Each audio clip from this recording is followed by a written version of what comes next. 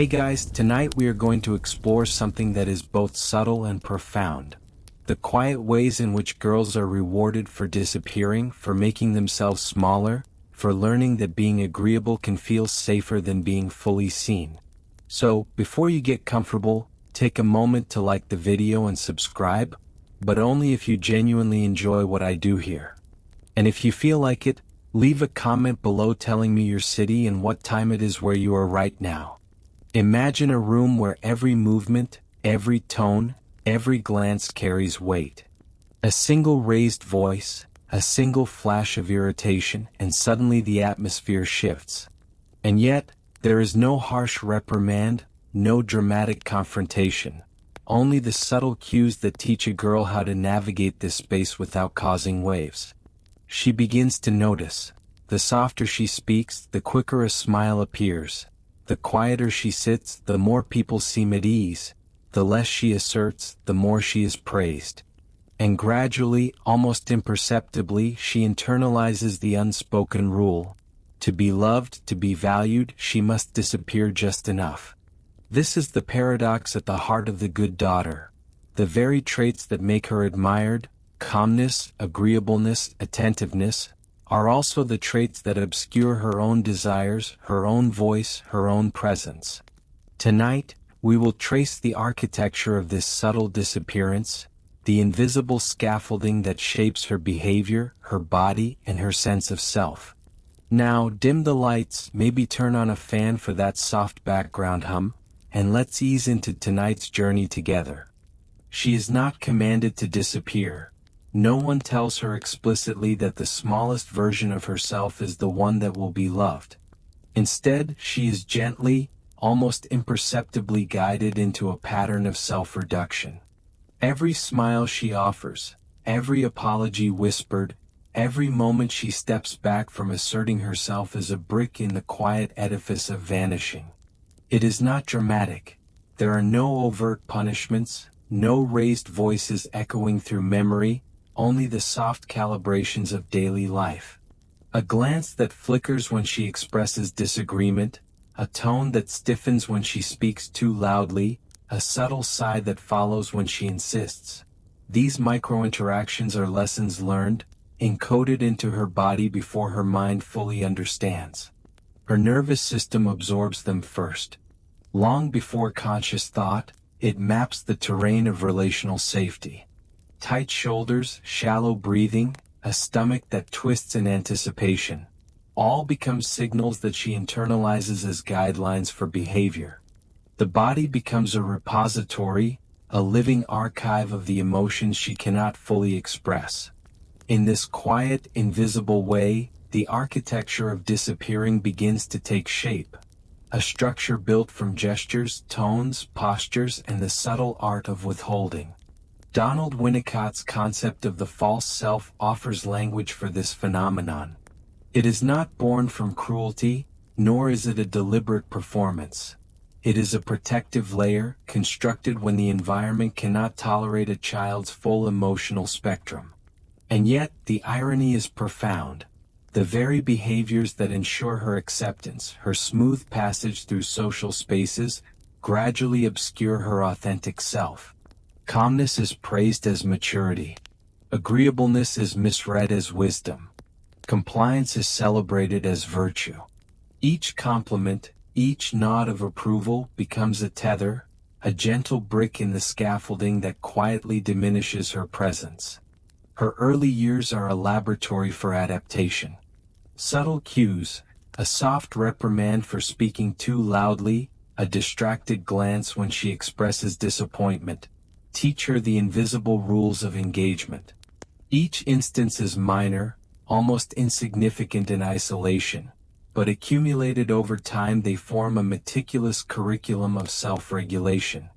She learns to anticipate tension before it arrives, to modulate energy, to soften opinions, to preemptively erase traces of her own desires if they might cause discomfort.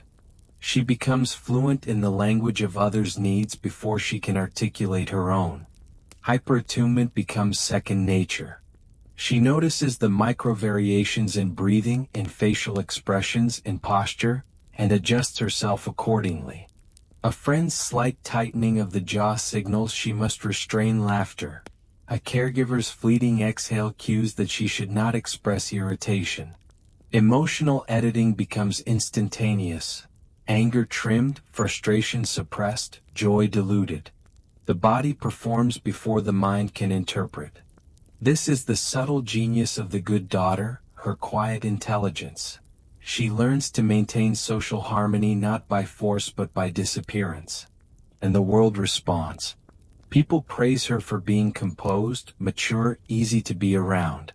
So calm, they say, so considerate, so helpful. Each accolade reinforces the pattern. Praise becomes a cage, for only the diminished version of herself receives love. Each compliment, though wrapped in warmth, delineates the boundaries of acceptable existence. Every reward for compliance is a lesson in self-erasure.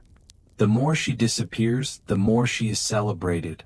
The more she adapts, the more she is mistaken for inherent personality. She is fluent in adaptation, yet increasingly estranged from her own desires, her own impulses, her own voice. Her body carries the weight. Chronic fatigue, tension, restlessness, insomnia, they are the hidden signatures of years spent editing herself for relational safety. The nervous system rehearses endlessly, anticipating social outcomes, predicting others' reactions, modulating internal states to maintain calm around her.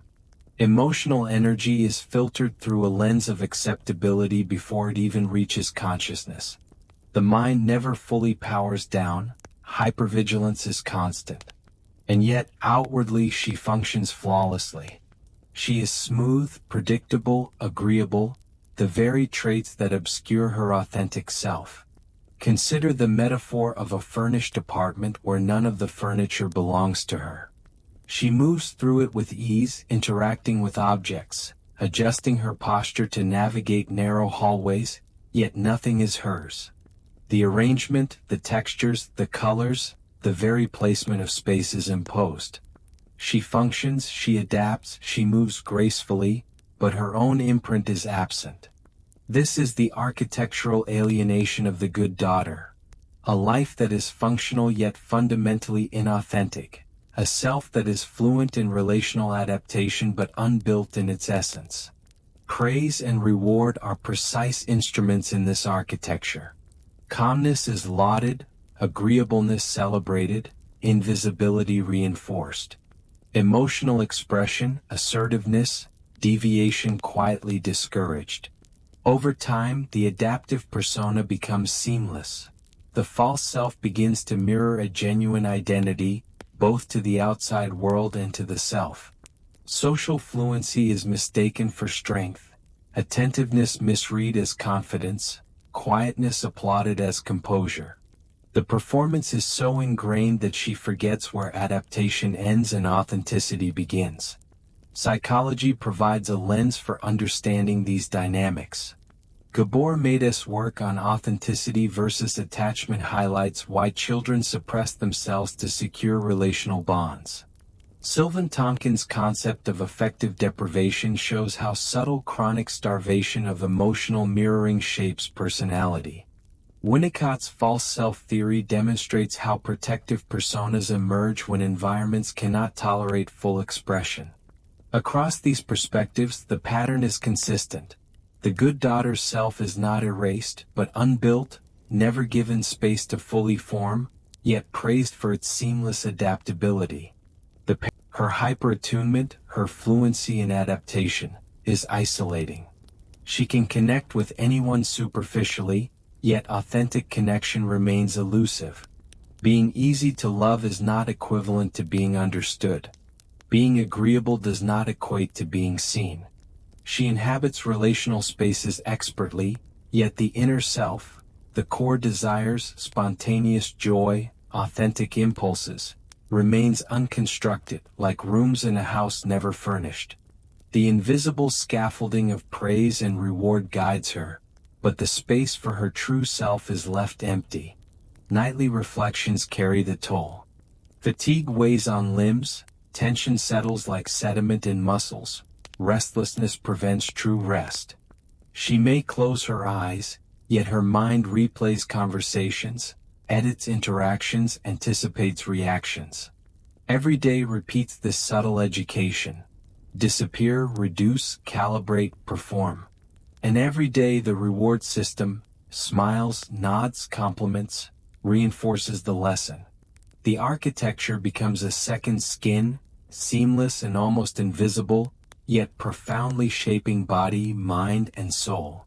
Understanding this process does not demand despair. Rather, it illuminates the invisible forces that shape a life. It names the quiet calibrations, the gentle scaffolding, the bricks laid in silence. It allows us to see how adaptation becomes identity, how hypervigilance is normalized, and how the body archives unexpressed emotion. To witness this is to begin recognizing the architecture of disappearance, the unbuilt self, and the profound paradox that being celebrated for disappearing can feel like both love and loss at once. And so the journey begins, tracing the subtle training that produces the good daughter, the quiet layering of adaptation over authenticity, the seamless mask that both protects and erases.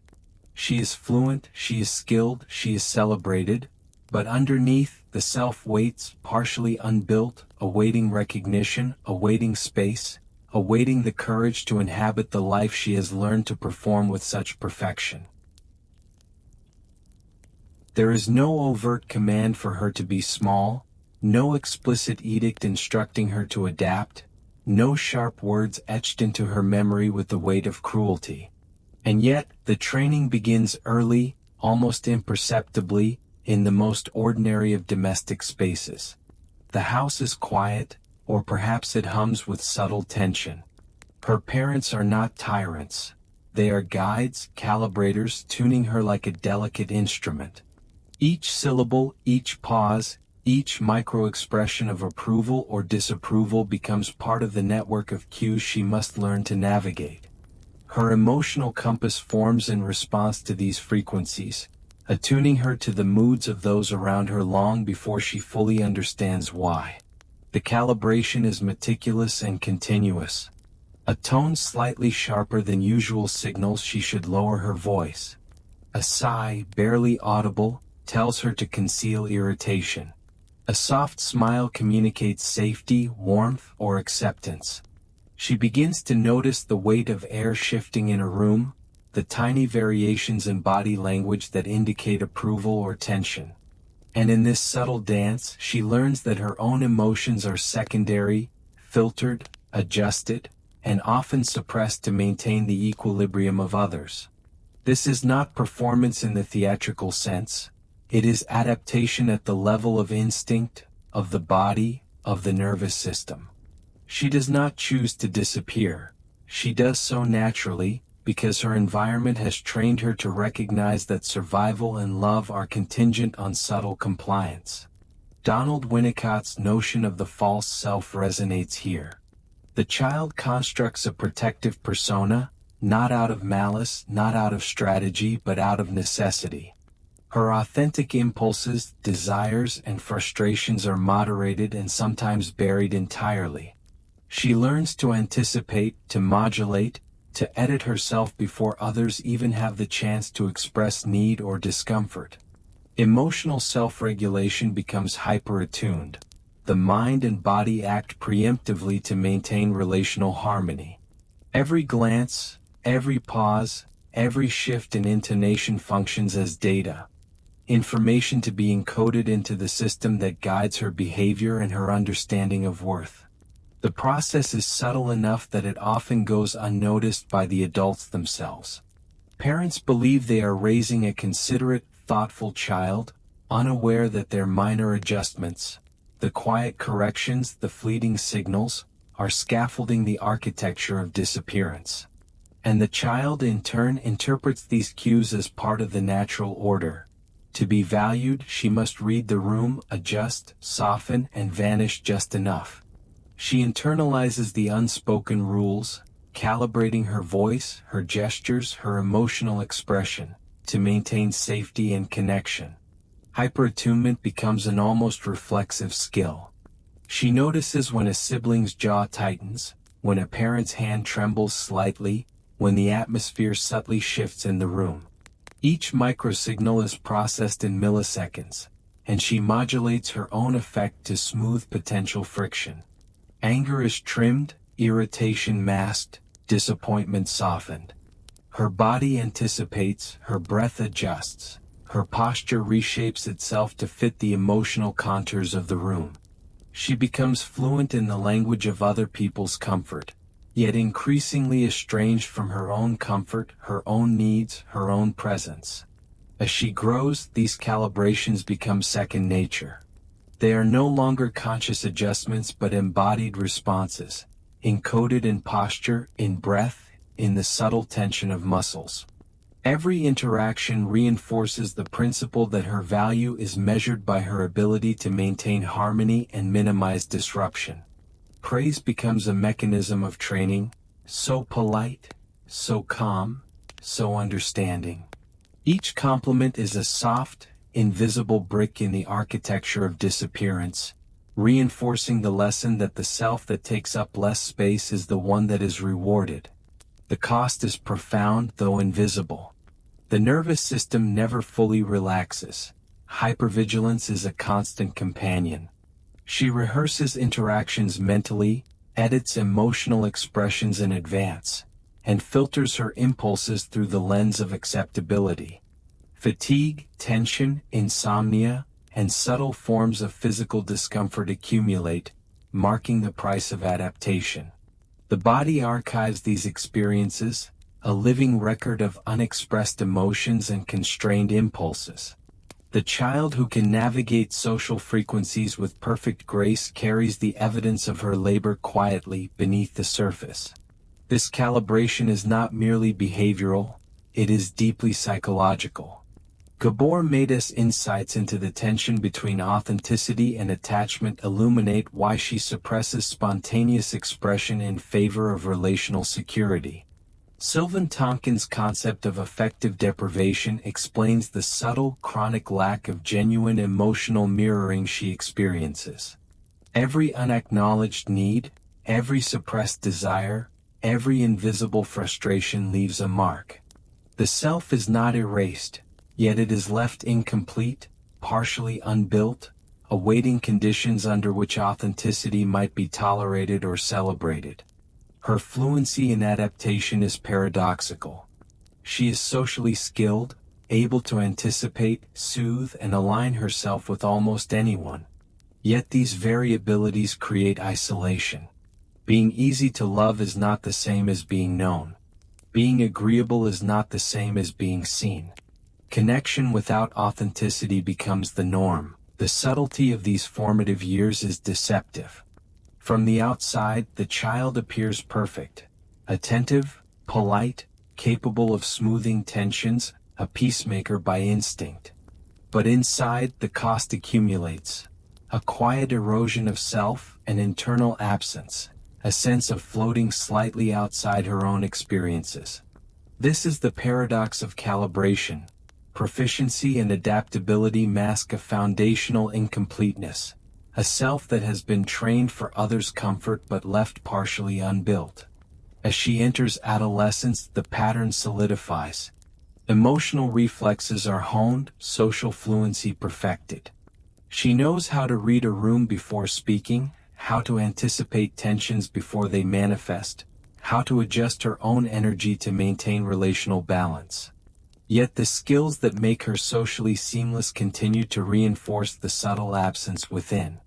Life becomes a series of calibrations, each interaction an exercise in adaptation, each complement a gentle brick in the edifice of disappearance. Even as the external world admires her composure, her fluency, her grace, the internal cost is invisible and cumulative. Her nervous system remains on alert, her body a living record of every suppressed impulse. Her mind rehearses endlessly, predicting reactions, editing thoughts, anticipating outcomes. She functions flawlessly, but a quiet ache persists. The inner self, unbuilt and unseen, waits for space that has never been fully granted. Understanding the calibration years is essential for grasping the architecture of the good daughter. It is here, in the silent, continuous adjustments of childhood and early adolescence, that the blueprint of disappearance is drafted. It is here that the lessons of invisibility are internalized, the nervous system trained, and the false self begins to merge seamlessly with the outwardly visible self. The process is slow, imperceptible, and profoundly formative. And so we see the paradox sharpen. She is celebrated for the very traits that obscure her, rewarded for disappearing and fluent in connection, yet profoundly alone within herself. Her life is efficient, smooth, and socially harmonious, yet her authentic self remains partially unbuilt, waiting for recognition, waiting for tolerance, waiting for a world in which she can inhabit her own presence without fear. The calibration years teach survival and relational intelligence, but they also teach absence. The quiet, unspoken cost of being too adaptable, too agreeable, too good. Before she learns words, before the syntax of thought takes shape, her body already understands. It recognizes tension in the air, a fleeting flicker of impatience, the subtle tightening of a jaw or a shallow inhale that signals unease. Long before consciousness names emotion, the nervous system has mapped it, encoded it, responded to it. In the quiet spaces of childhood, her body becomes the first interpreter, the earliest translator of relational life. Breath constricts or expands, muscles stiffen or loosen, posture shifts with imperceptible precision, all as preemptive acts of survival. She does not yet know why she flinches or leans in, why a sigh escapes before thought. She only knows that the world responds when she moves correctly and falters when she does not. This is the architecture of preconscious adaptation. Her nervous system becomes a vigilant listener, a translator of emotional climates, a sentinel that monitors microsignals before they become words.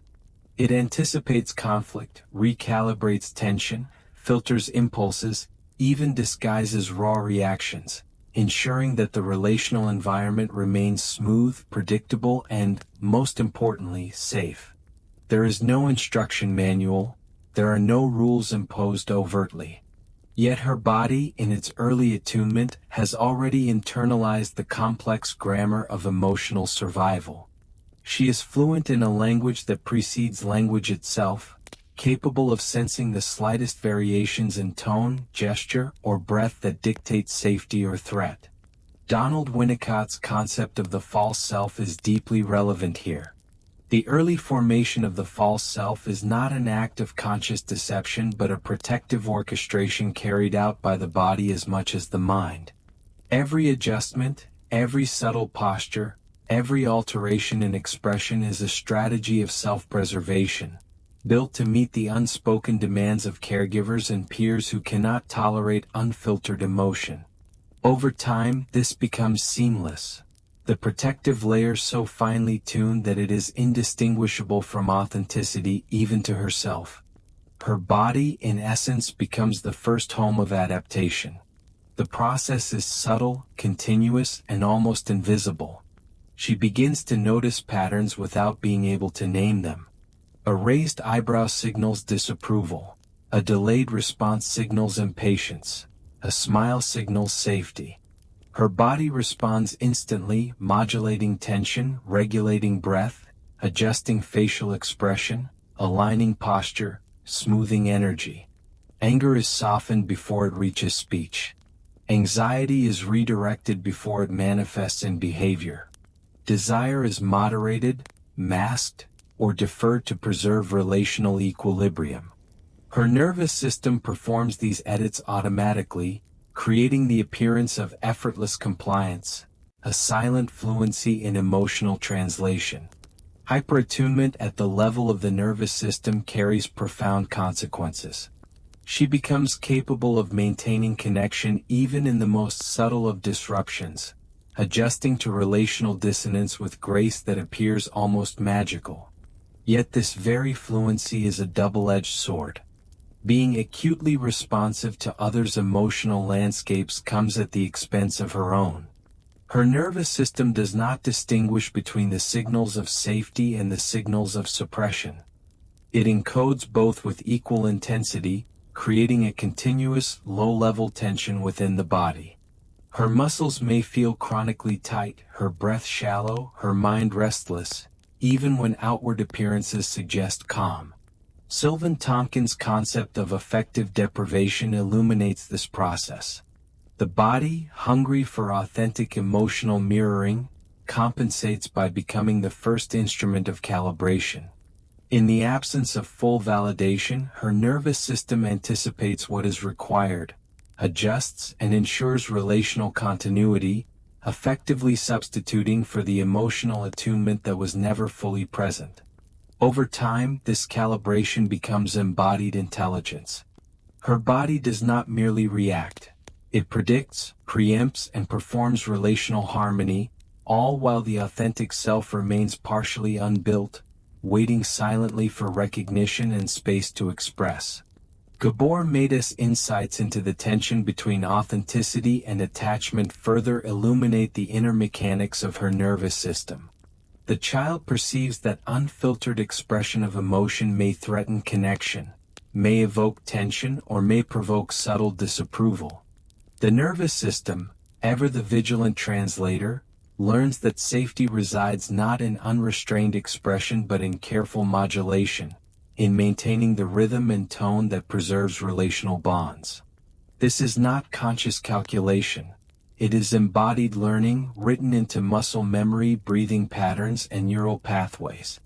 Every glance, every gesture, every micro-adjustment is a signal of intelligence and survival, yet the cost is profound. A nervous system trained to protect relational connection above the self, a body fluent in safety but alienated from its own desires.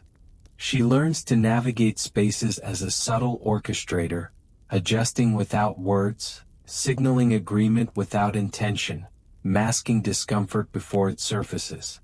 She can maintain calm in a room filled with tension, smooth interactions that might otherwise erupt, and anticipate the needs of others almost telepathically. Her nervous system acts like an invisible conductor, coordinating movements, regulating energy, and predicting outcomes with exquisite precision. Yet beneath this mastery lies a quiet depletion. The nervous system does not rest. Hypervigilance is constant, rehearsed endlessly in the background. Sleep is often restless as muscles remain coiled, breath shallow, the mind never fully quieted. The paradox of this calibration is profound. She is socially competent, even admired, yet internally fragmented. Fluency in adaptation is mistaken for personality, for grace, for emotional intelligence. Compliments are abundant, so thoughtful, so aware, so composed. And yet, these accolades reinforce disappearance rather than self-expression. The body has learned that reward comes from invisibility, from minimizing presence, from smoothing potential friction. Each gesture, each breath, each adjustment her lived experience becomes an intricate dance between presence and absence. She is everywhere, yet somehow nowhere. Her body speaks a language that ensures connection, but her authentic voice remains whispered or unformed. Emotional responses are filtered, calibrated, edited, performed without conscious awareness. The nervous system becomes both translator and censor, listener and protector, mapping relational terrains with uncanny precision while the self itself waits in the wings. The body archives all of this. Muscles remember tension, posture encodes restraint, breath catalogs suppression.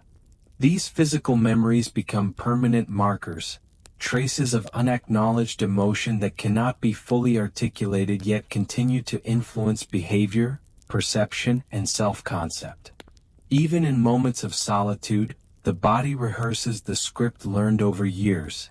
Anticipate, adjust, soften, disappear.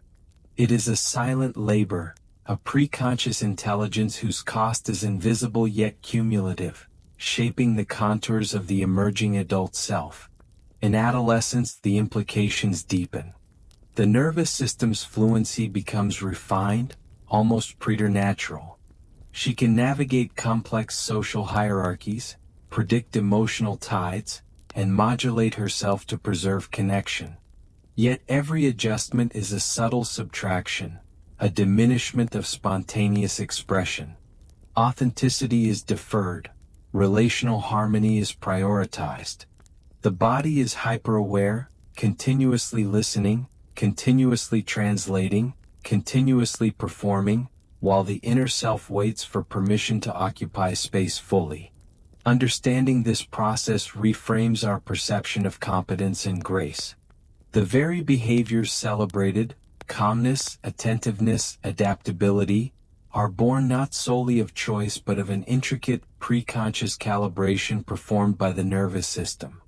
They are not merely personality traits, they are survival strategies encoded in body and mind. And the paradox persists. Fluency in connection masks an inner absence, a self partially unbuilt, an authenticity that awaits the rare occasion in which it may be safely expressed. Thus the nervous system becomes more than a physiological entity. It is the earliest teacher, the quiet translator of emotional climates, the invisible architect of adaptation. It mediates between desire and safety, presence and disappearance, self and others. And through its work, the child becomes fluent in a language few can read, a language that secures connection at the expense of unmediated selfhood. Her body, her breath, her posture, her every microgesture are instruments in a symphony of relational survival, and yet the score it follows was never fully her own. The journey of the nervous system is not merely about survival. It is about preparation, anticipation, and orchestration. It creates harmony while leaving an invisible vacancy within. The child learns to listen before speaking, to anticipate before acting, to calibrate before feeling, and in doing so, she becomes fluent in the world of others while partially estranged from herself. The subtle paradox endures.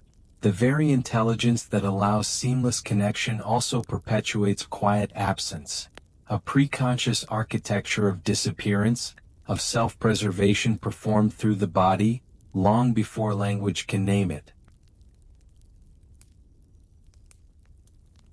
The false self is not born in a single moment. It is not a declaration of deceit, nor a conscious act of subterfuge. It emerges slowly, imperceptibly, in the quiet spaces where the child discovers that her authentic emotions are not always safe, that her full presence is sometimes unwelcome, that her desires may unsettle the delicate balance of connection. Donald Winnicott described it as a protective structure, a carefully constructed veneer that allows her to navigate an environment that cannot tolerate her unfiltered self. It is a survival mechanism, a system of subtle intelligence, an adaptive architecture that emerges out of necessity rather than choice. The child learns without realizing it that to be loved, she must sometimes hide, mask, soften, and calibrate. She must construct a self that is at once present and absent. In the early years, this process is almost imperceptible.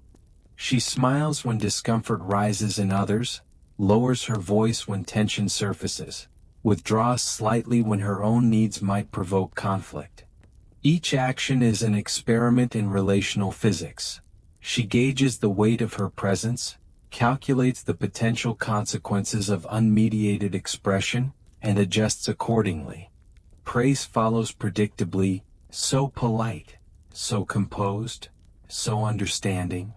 The rewards are subtle but potent, reinforcing the notion that her value is conditional upon invisibility, upon modulation, upon quiet disappearance. Each compliment is a brick in the edifice of the false self, constructing a structure that shields her from disapproval but also conceals the contours of the authentic self. This architecture is meticulous. The false self is not a mask in the theatrical sense, a simple costume donned and removed at will. It is integrated, deeply entwined with her mannerisms, her voice, her posture, her breath. It inhabits her nervous system as much as her conscious mind.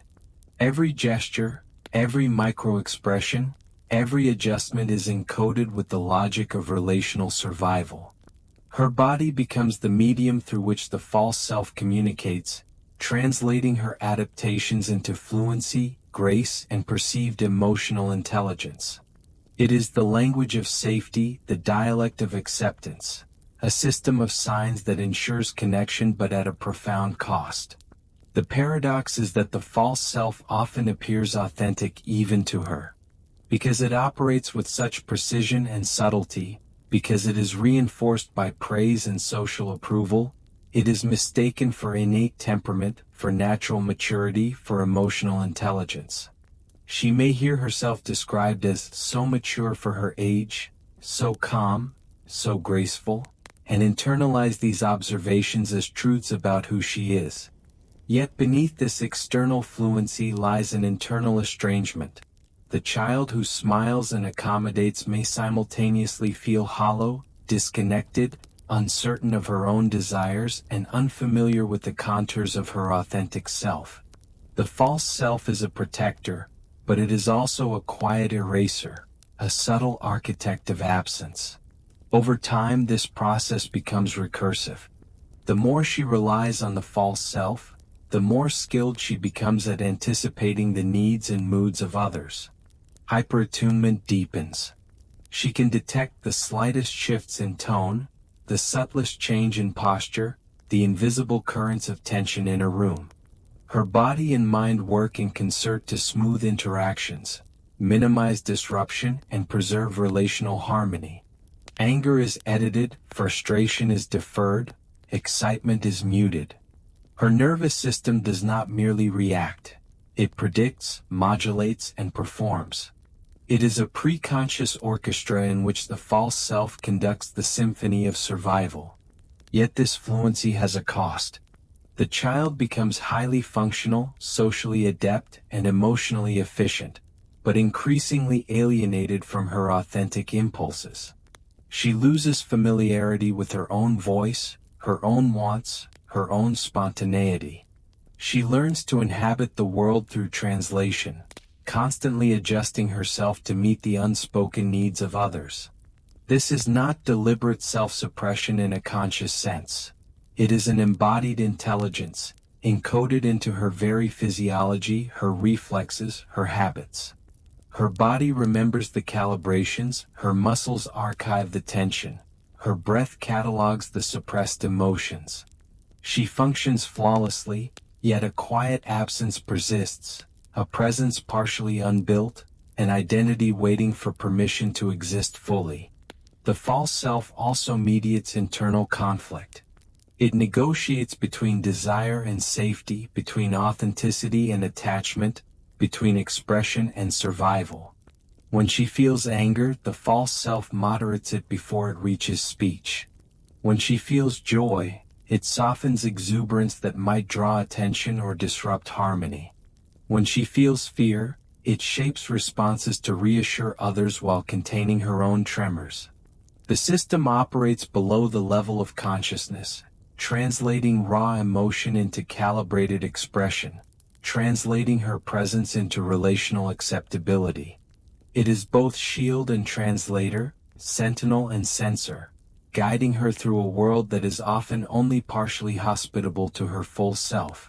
Psychologically, the emergence of the false self aligns with Winnicott's observations that the child's environment must be sufficiently tolerant to nurture authenticity. When the environment is partially intolerant, partially demanding, partially unresponsive, the child learns that safety and connection are contingent upon adaptation. She constructs a persona that performs acceptability, that minimizes friction, that maximizes reward. It is a subtle negotiation between internal reality and external expectation, a system of internalized rules that dictate behavior, expression, and presence. The interplay between praise and restriction is critical. Each compliment, each acknowledgement, each moment of social approval teaches a lesson. The self that is rewarded is the one that disappears just enough. Smiling at the right time, silencing irritation, softening presence. These actions become encoded in memory and muscle. Over time, the child learns that the path to love and validation is not through authentic expression, but through careful orchestration, through subtle disappearance. And in doing so, she constructs the false self, a carefully engineered system that both protects and conceals. This process is not uniform. The false self may manifest differently depending on context, temperament, and relational environment. In some families, it appears as quiet compliance, in others as charm, humor, or hyper-helpfulness. The form is mutable, but the underlying mechanism is consistent. A protective adaptation that masks authenticity to ensure relational safety. The child's nervous system, body, and mind collaborate to perform this adaptive intelligence, translating internal needs into externally palatable behavior. The sophistication of this system can be remarkable, and yet the cost remains. The authentic self remains partially unbuilt, partially hidden, partially deferred. The integration of the false self into personality occurs gradually. By adolescence, the protective layer is seamless. She may no longer distinguish between false self and authentic impulses, because the habits of calibration, suppression, and anticipation have become second nature. Every interaction reinforces the architecture. Smooth conversation, conflict avoidance, attentive listening, preemptive accommodation. Praise reinforces behavior. Social harmony validates performance. The false self becomes her fluent medium of existence, and yet, beneath it, a quiet vacancy persists. A self that has been trained for connection but has never been fully recognized in its authentic form. Her body is a repository of unexpressed emotion. Muscles archive tension, posture encodes restraint, breath records suppressed affect. Even when alone, these patterns operate subconsciously. The nervous system rehearses familiar scripts, anticipating potential friction, softening expression, smoothing energy. She is functional, graceful, and socially adept, yet chronically alienated from her own impulses. The false self enables life to flow externally, while internally a quiet system of absence accumulates. The paradox deepens in adulthood. Social fluency and emotional intelligence are celebrated, yet these same skills are the very mechanisms that obscure her authentic self. She is praised for calmness, adaptability, attentiveness, and patience, all while internal needs and desires remain unacknowledged, deferred, or unnoticed. The body's calibration continues to function, often unconsciously, translating threat into compliance, friction into harmony, visibility into invisibility.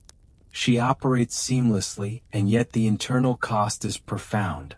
A quiet erosion of self, a structural incompleteness, a self waiting patiently, silently for the rare moments when it might be safely acknowledged. Understanding the birth of the false self is crucial to understanding the good daughter paradox.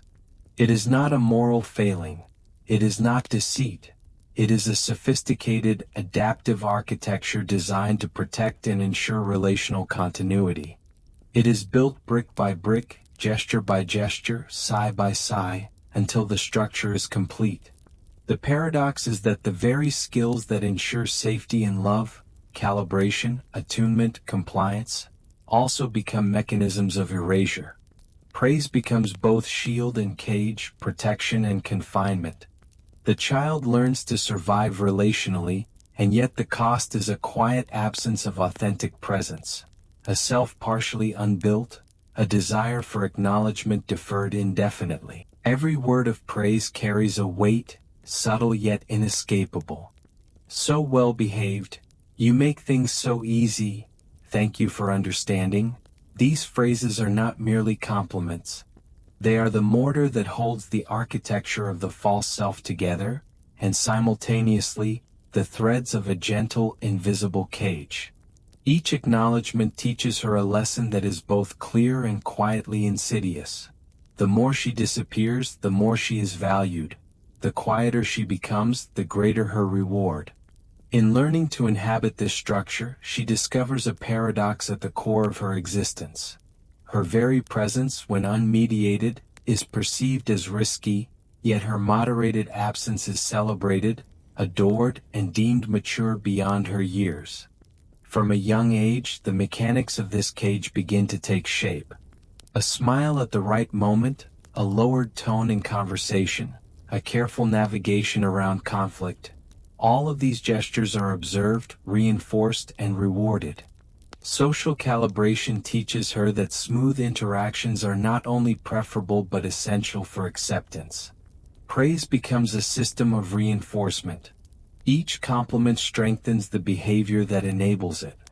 The body internalizes these lessons, the nervous system records them, and the mind files them away as truth. To be loved is to be invisible, to be agreeable is to be rewarded.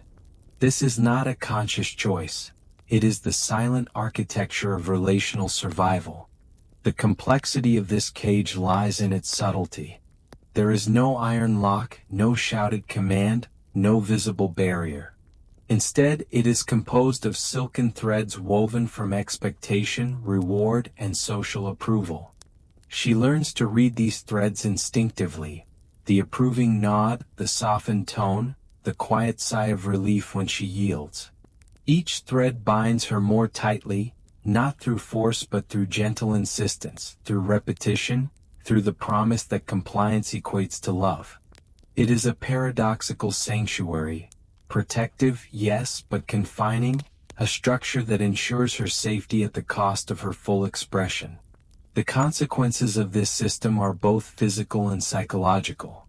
Her body becomes an archive of compliance, her muscles remembering each moment she smoothed a conversation, each gesture she moderated, each emotion she edited.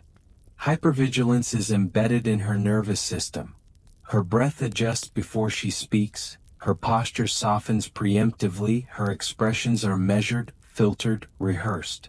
She becomes fluent in relational diplomacy, capable of anticipating needs, moods, and tensions, all while losing touch with her authentic impulses.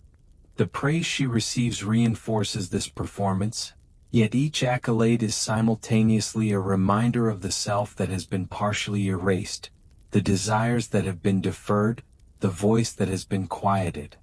There is an existential dimension to this phenomenon. Living under the constant guidance of praise and reward, she learns to equate being valued with being minimized. Her self-concept begins to entwine with the expectations of others. She is good when she is unobtrusive, appreciated when she is compliant, loved when she is almost invisible. Over time, this becomes an internalized truth. To matter, she must limit her presence; to be recognized, she must temper her desires. The praise, at once affirming and restricting, forms a complex scaffold around her identity, shaping not only behavior but the very sense of self. Psychologically, this is a quiet form of coercion. It is not brutal, not dramatic, but profoundly effective. It operates through positive reinforcement rather than punishment, yet the results are strikingly similar. The child learns to regulate herself through anticipation, adaptation, and suppression. The false self, already constructed as a protective measure, is further cemented by the gentle insistence of praise. Each compliment becomes both incentive and constraint, a double-edged affirmation that ensures the continued functioning of the self that pleases others while leaving the authentic self partially unbuilt, partially unseen, partially deferred. Her social world rewards what Winnicott might describe as adaptive compliance, behaviors that maintain harmony, predictability, and emotional efficiency. Being quiet is mistaken for maturity. Withholding personal needs is seen as grace. Managing emotions meticulously is lauded as intelligence. The irony is profound. Her survival strategy, designed to protect relational bonds, becomes the very mechanism by which she loses touch with her own identity. Praise functions as a mirror, reflecting a version of herself that is carefully constructed to please others, while the contours of the authentic self remain invisible even to her. This process extends into adulthood. In professional environments, she is the colleague who anticipates needs before they are expressed, who diffuses tension before it escalates, who smooths interactions with practiced grace. In relationships, she is attentive, understanding, patient, and emotionally available, often at the expense of articulating her own desires or boundaries. Praise continues to reinforce these patterns. You are so reliable. You are always so thoughtful. I can always count on you. Each statement, though positive, binds her further into the architecture of disappearance. The more she excels at being transparent, at anticipating, at softening herself for others, the more invisible she becomes to her own inner needs. There is a profound paradox in being rewarded for disappearance. The very skills that garner love and admiration, attunement, compliance, adaptability, also erase the experience of being fully known. Ease of interaction is mistaken for connection. Calmness is mistaken for strength. Agreeableness is mistaken for confidence. The child, and later the adult, learns a subtle distinction. Being easy to be around is not the same as being understood. Being compliant is not the same as being visible. Being rewarded is not the same as being seen. The praise becomes both ladder and cage, elevating her social value while constraining her authentic expression. The physical toll is equally insidious. Years of calibrating, anticipating, and suppressing generate chronic tension. Tight shoulders, shallow breathing, restless limbs. Sleep may be restless, the body heavy yet restless, the nervous system perpetually alert, rehearsing patterns of moderation. Fatigue accumulates, not from overt stress but from the constant maintenance of the false self.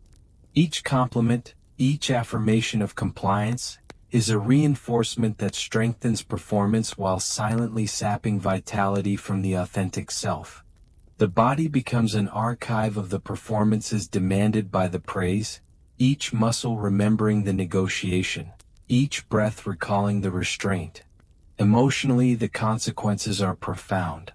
She becomes fluent in connecting with others, yet alienated from herself.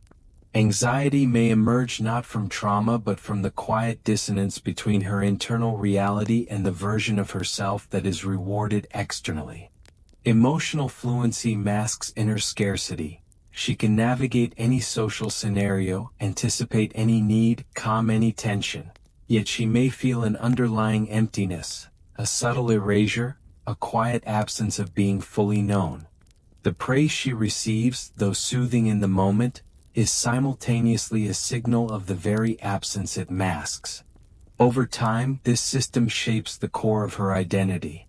The false self becomes deeply integrated, and the praise that once seemed purely supportive is now inseparable from her sense of value. To deviate from it, expressing anger, asserting desire, claiming space, is to risk losing approval, to destabilize the equilibrium, to confront the very system that has defined her worth. Praise has become a cage, not through force, but through subtle, pervasive expectation.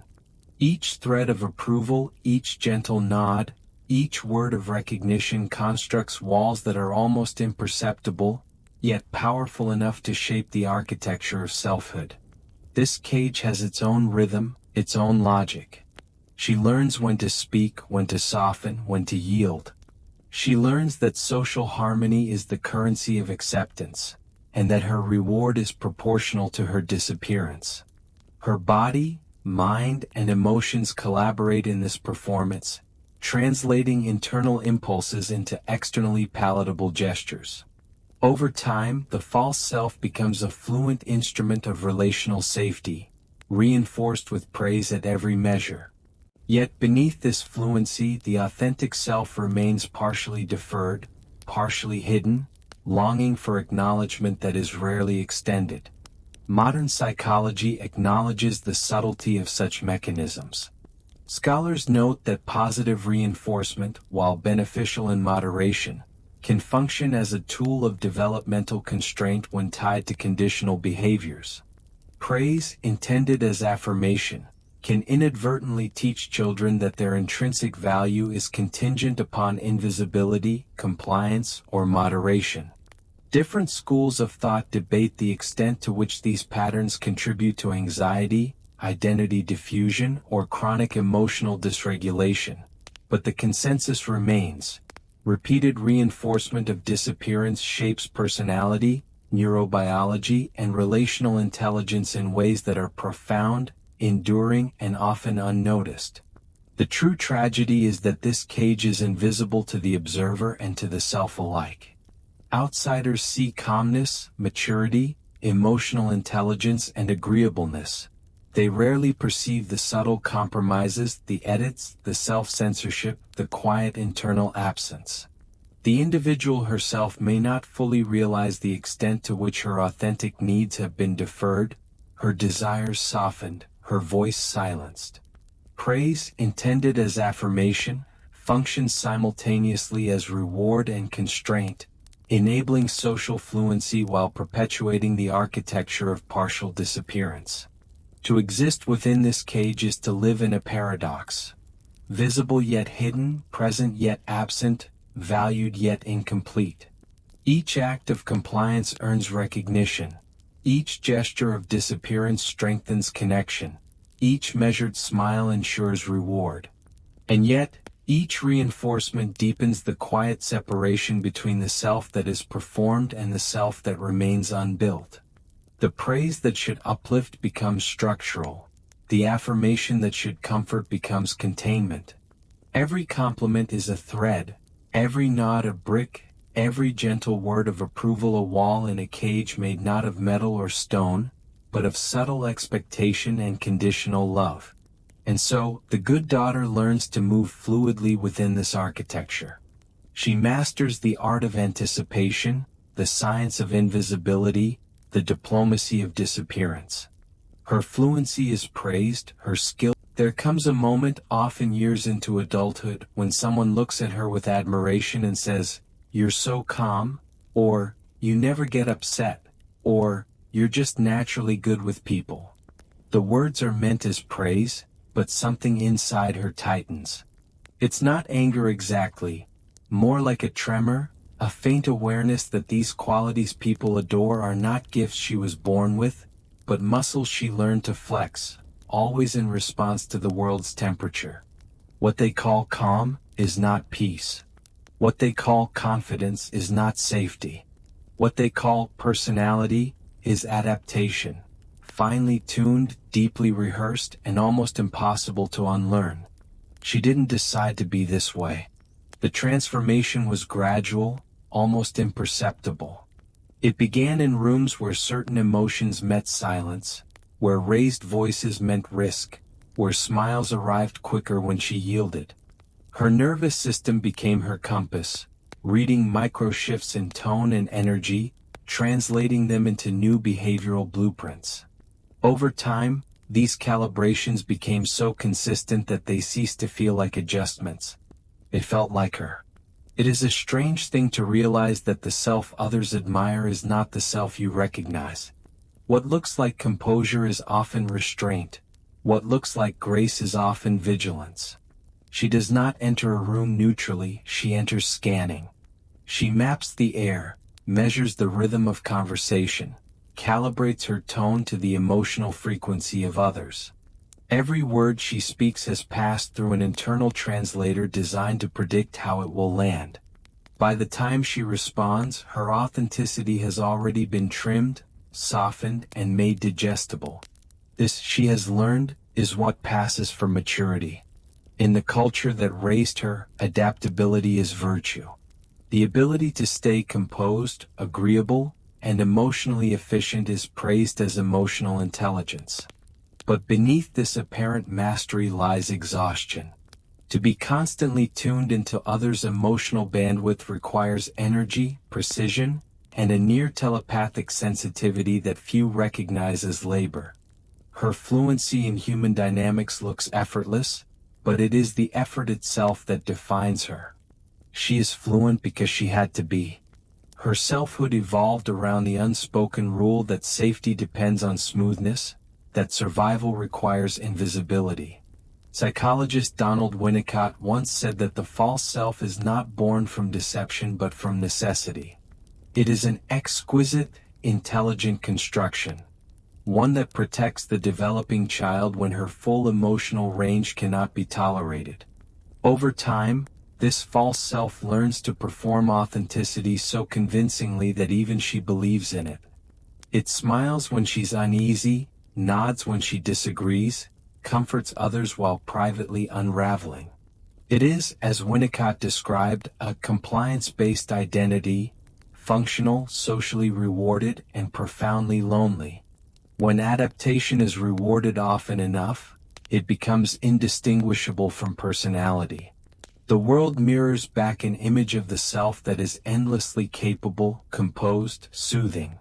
She internalizes that reflection until the line between survival strategy and identity disappears. What started as responsiveness becomes her reputation. What began as protection becomes performance. What once shielded her now defines her. And so she lives inside a paradox. Her success at adaptation ensures her continued disconnection. She becomes the person people trust, the friend who listens, the colleague who never complains, the partner who understands. But in private moments, those thin hours between night and morning, she feels a subtle alienation from her own reflection.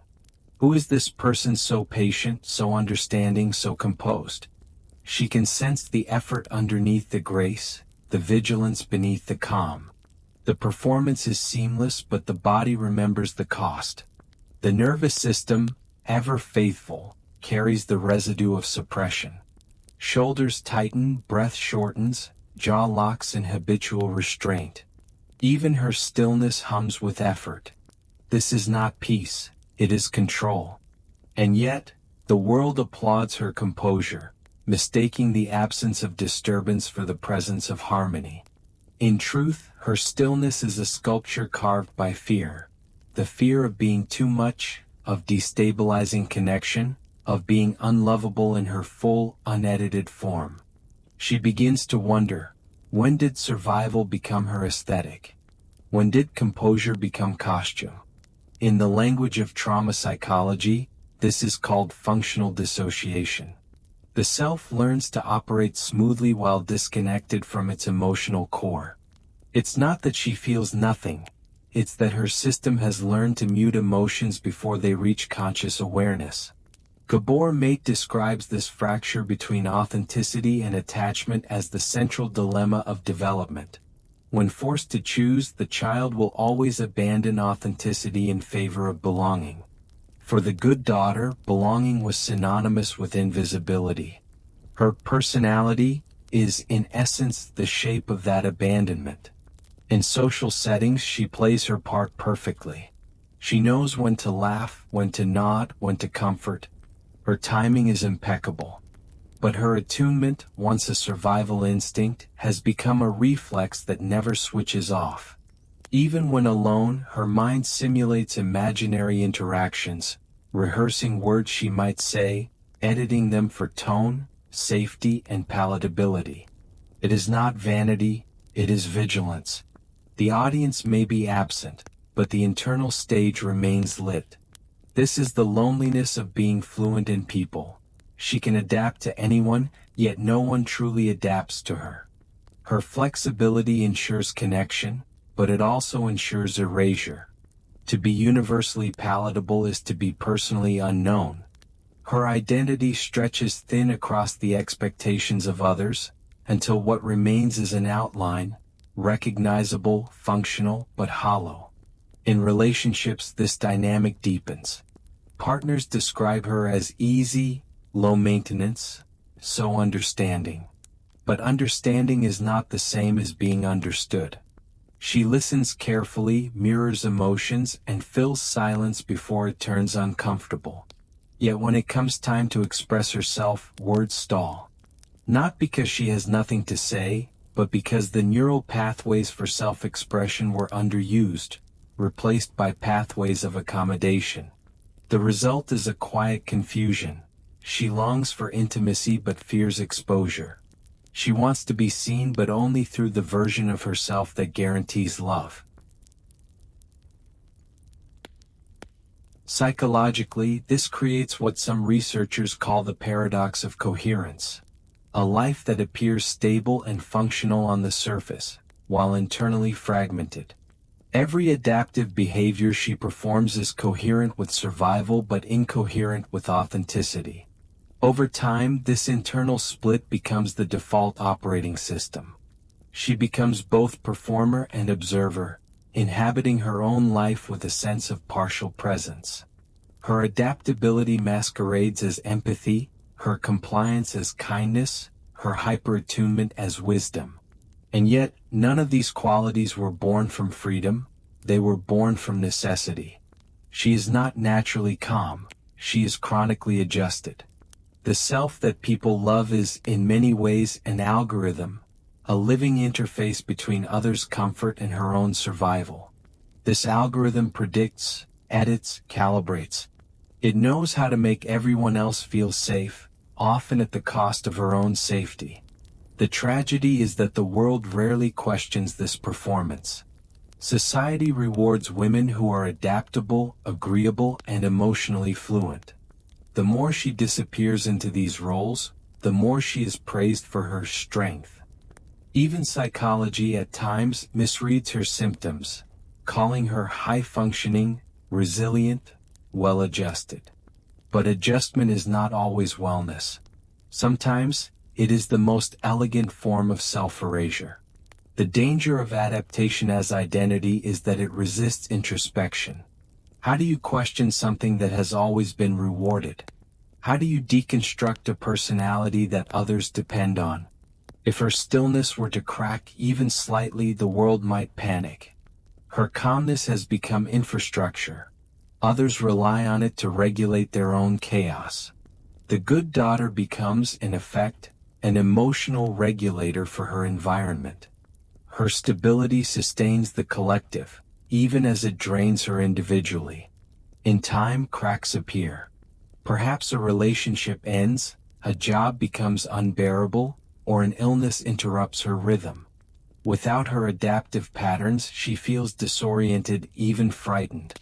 Who is she when she is not smoothing over tension? Who is she without the reward of being easy, the reassurance of being admired? Without adaptation, she feels both free and unanchored, both exhilarated and lost. This is the identity crisis of the well-adjusted. The moment when the mask no longer fits but the face beneath it is unformed. Winnicott wrote that healing requires the freedom to be unintegrated. To dismantle the adaptive self, she must allow chaos to surface, to speak without filtering, to feel without apology, to disappoint without collapse. But such freedom is terrifying for someone who learned that love depends on composure. The first attempts feel clumsy, even shameful. She may cry inappropriately, express anger, say no. These acts, minor to others, feel radical to her. They threaten the architecture of safety she's built around herself. Yet paradoxically, each unfiltered expression rebuilds the foundations of authenticity that were never allowed to form. The journey out of adaptation is not a rebellion, it's a reconstruction. The goal is not to destroy the adaptive traits, but to reroot them in authenticity. Empathy can coexist with boundaries. Calmness can coexist with passion.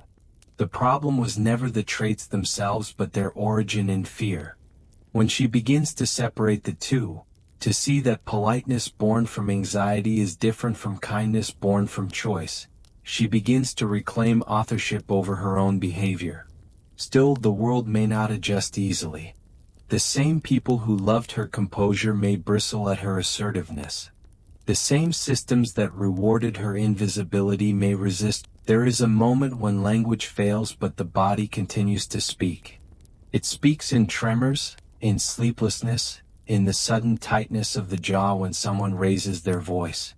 It speaks through fatigue that no amount of rest cures, through migraines that arrive without warning, through a chest that forgets how to fully expand.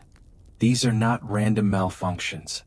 They are messages, letters written by the body in a language older than words, addressed to the self that forgot to answer. She used to think her body was betraying her. The exhaustion, the tension, the persistent hum of anxiety, it all felt like evidence of weakness. She would apologize for being tired, for canceling plans, for needing silence.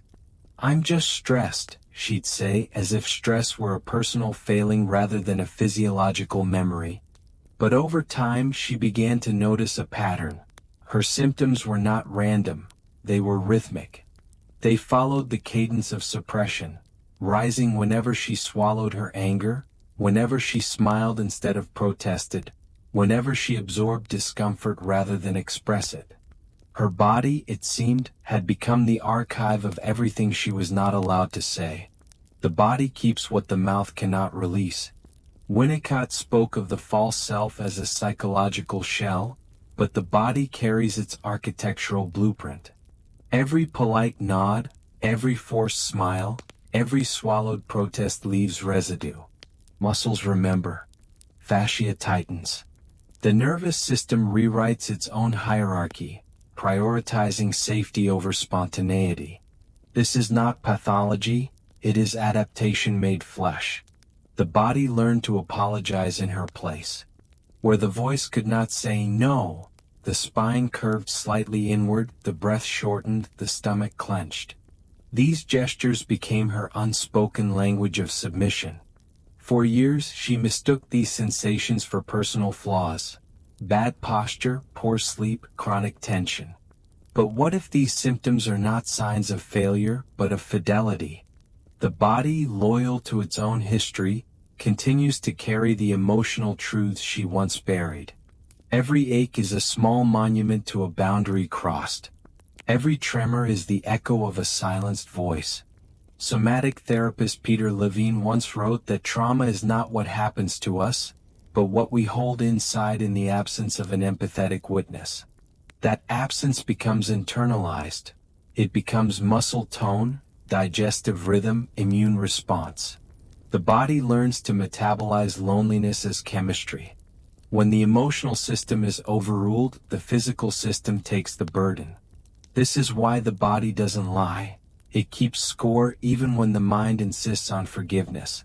Her nervous system, having spent years in hypervigilance, no longer knows how to rest. Even in sleep, her body remains alert, half listening for danger, half expecting interruption. The nights are long and fractured.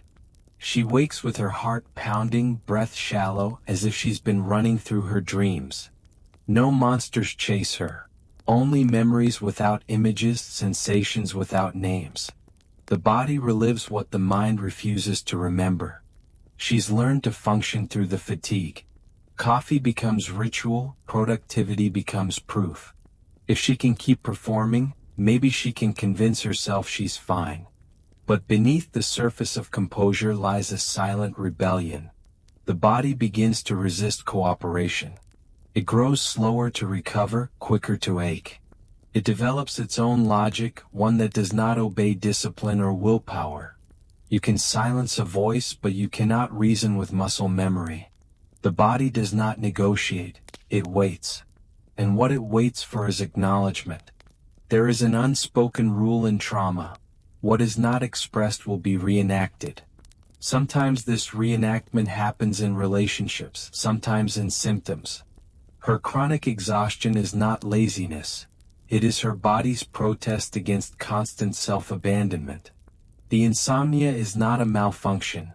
It is her nervous system's refusal to let go of unfinished sentences. Each sleepless night is the body's way of whispering something was wrong and we never said it. When she finally begins to listen, she realizes how much her body has been saying all along. the tightness in her throat before a confrontation, the weight in her stomach after a forced apology, the sudden dizziness when she tries to assert herself. These are not random reactions, they are sequels to earlier events. Her body is replaying its old choreography, reminding her that the past is not behind her, it is beneath her skin. The cultural narrative tells her to push through, to stretch, to meditate, to hydrate, to fix. But the body is not asking to be fixed, it's asking to be heard. Healing does not come from force but from recognition. The first step is to stop demanding apology from the body and start offering it one. To say, I'm sorry for the years I called you dramatic. I'm sorry for silencing your signals, for labeling your fatigue as laziness, for doubting your intelligence. This is the beginning of reconciliation, realizing that the body was never the enemy. It was the messenger that refused to abandon her, even when she abandoned herself. She remembers moments when her body tried to warn her. The instinctive flinch when someone crossed a boundary. The sudden nausea before agreeing to something she didn't want. The heaviness after pleasing others. These were her body's small acts of protest, each one dismissed in favor of being reasonable. But reason was never neutral. It was shaped by years of training that taught her to distrust instinct. To be a good person meant overriding the body's wisdom. To be strong meant suppressing pain. And so she spent decades confusing numbness for resilience. But numbness, as Bessel van der Kolk explains, is not the absence of feeling. It is the body's emergency brake. It dulls the senses not to protect from life, but to protect from overwhelm. The anesthetic becomes its own prison. She feels safe but disconnected, alive but uninhabited. The world perceives her as composed, while inside she floats, untethered from her own sensations. Her smile is symmetrical, her tone measured, her gestures graceful, and yet she cannot fully feel her feet against the floor. The paradox deepens. The more dissociated she becomes, the more society praises her functionality. This is the tragedy of the high-functioning body. It hides its distress too well. The cultural myth of the strong woman thrives on this invisibility. She is admired for her endurance, not realizing that endurance is simply pain with good posture. There is a tenderness in realizing that the body never gave up. Even after decades of dismissal, it continues to try, sending signals, adjusting rhythms, producing symptoms when words fail. The body is not punishing her, it's petitioning for her return. Every symptom is a threshold. Fatigue says, rest. Tension says, you're holding too much. Pain says, there is something still unlived inside you. The body, in its wisdom, keeps the apology she never received, from others, from herself, and waits for her to retrieve it. To do so requires slowing down. But slowness is terrifying to those who survive through speed. Stillness exposes the noise underneath, the trembling, the grief, the unprocessed rage. Her first attempts at listening feel unbearable. When she lies in bed trying to relax, her heart races. When she sits in meditation, her body fidgets. Silence feels hostile. It is not peace she finds there, but backlog, the accumulated emotions she deferred in order to keep moving. She begins to learn that healing is not calm at first. It is chaotic. When suppressed emotions surface, they do not whisper, they erupt. Tears arrive without narrative. Anger once feared feels holy. Trembling becomes prayer. The body releases what the mind cannot frame. This is not regression, it is reclamation. The shaking, the tears, the spontaneous sighs are evidence that the nervous system is finally allowed to complete the cycles it once froze.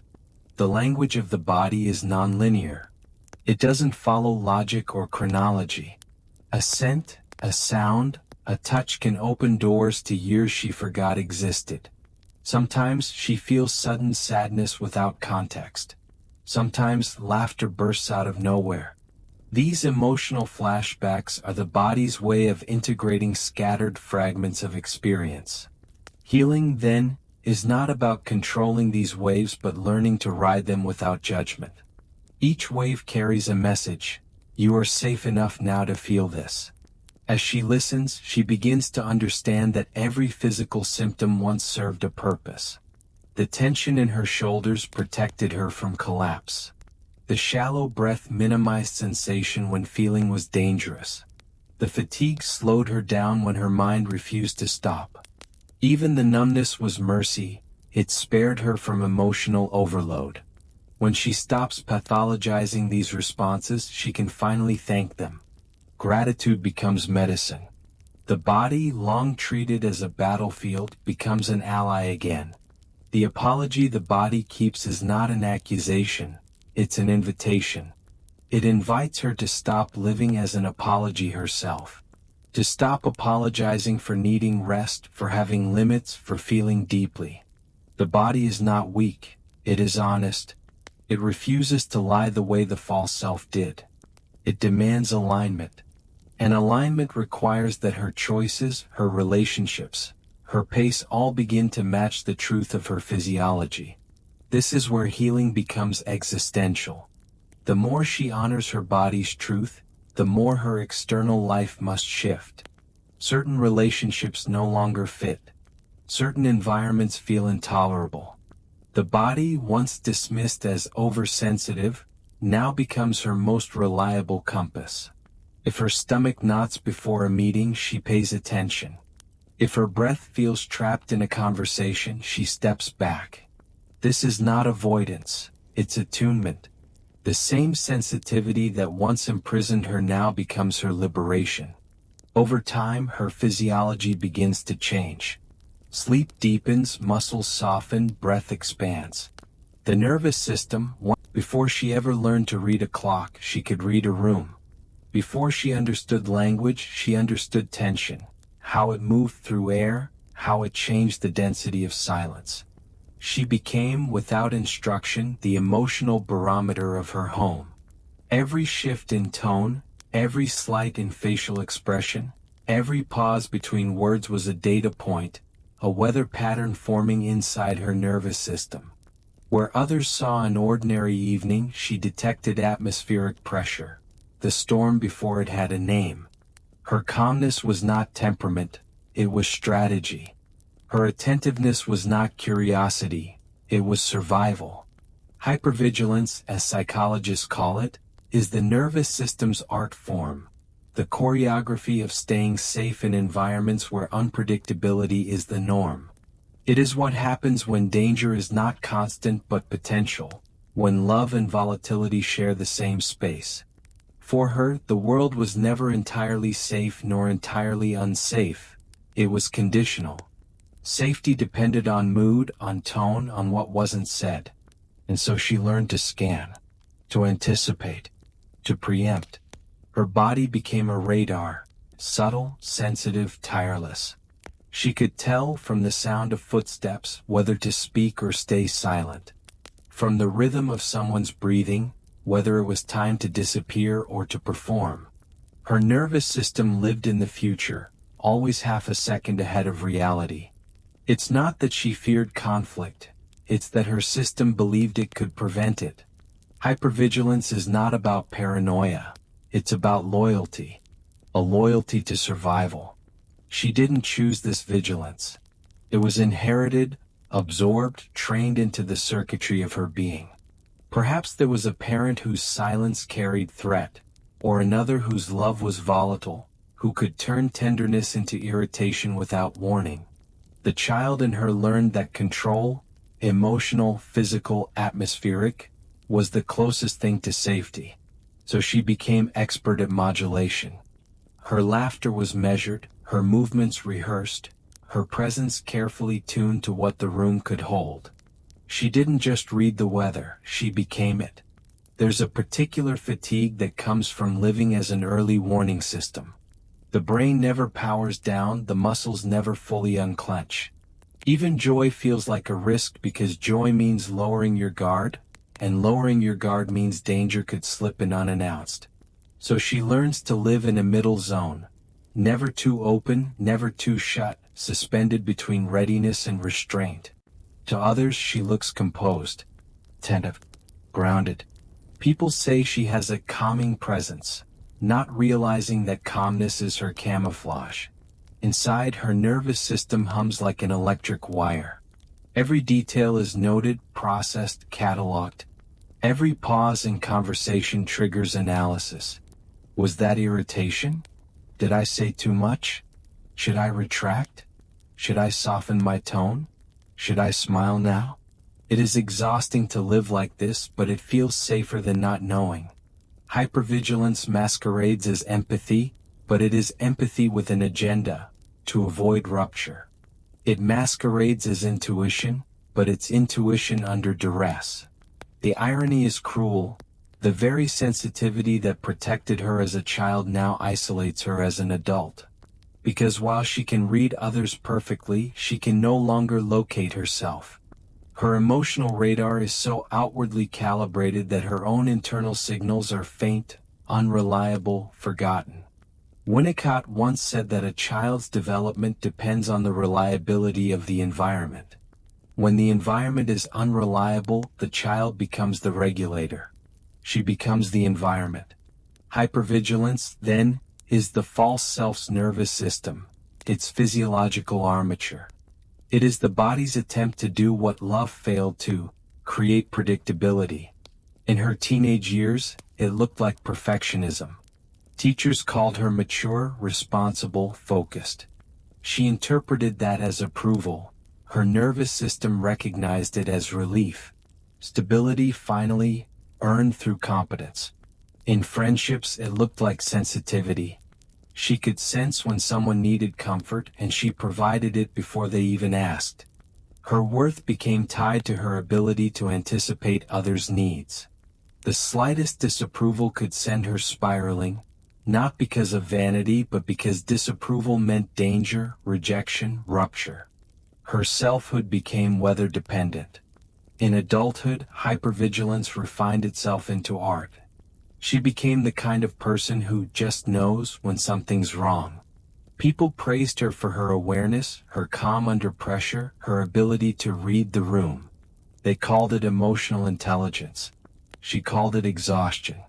Because to sustain this level of attunement requires an endless expenditure of attention. She was never truly present. She was always predicting. It's hard to explain the internal choreography of this vigilance to someone who's never lived it. It's not anxiety in the ordinary sense. It's a full-body listening. The muscles listen. The breath listens. The heart listens. The body adjusts microseconds before the mind catches up.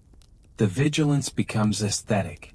She arranges her tone, her posture, even her silence to maintain equilibrium. She is the emotional architect of every room she enters, and yet she never feels at home in any of them. What she experiences as intuition is, in truth, a lifetime of calibration. This hypercalibration gives her the illusion of control. But control is a fragile currency. It requires constant expenditure. When she's alone, she feels disoriented, like a dancer without music. Who is she when there is no one to read? When no one else's mood dictates her rhythm, what tempo does her body follow? This question terrifies her more than any confrontation. Because in the absence of external cues, the nervous system begins to reveal what it's been holding. The stillness she once longed for becomes unbearable. Without tension to manage, her body trembles. Without a problem to solve, her mind invents one. This is the paradox of safety. When it finally arrives, the body doesn't recognize it. Safety feels like danger because danger was familiar. In trauma theory, this is called neuroception, the body's unconscious detection of safety or threat. Her neuroception is inverted. Calmness feels unsafe. Silence feels ominous. Still, this constant anticipation rewires the body.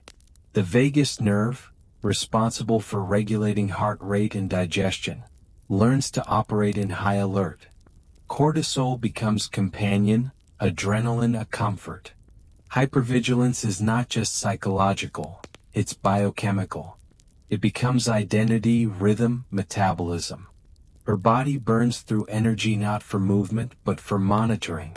And yet, the culture she lives in rewards this state. Employers call it diligence. Partners call it awareness.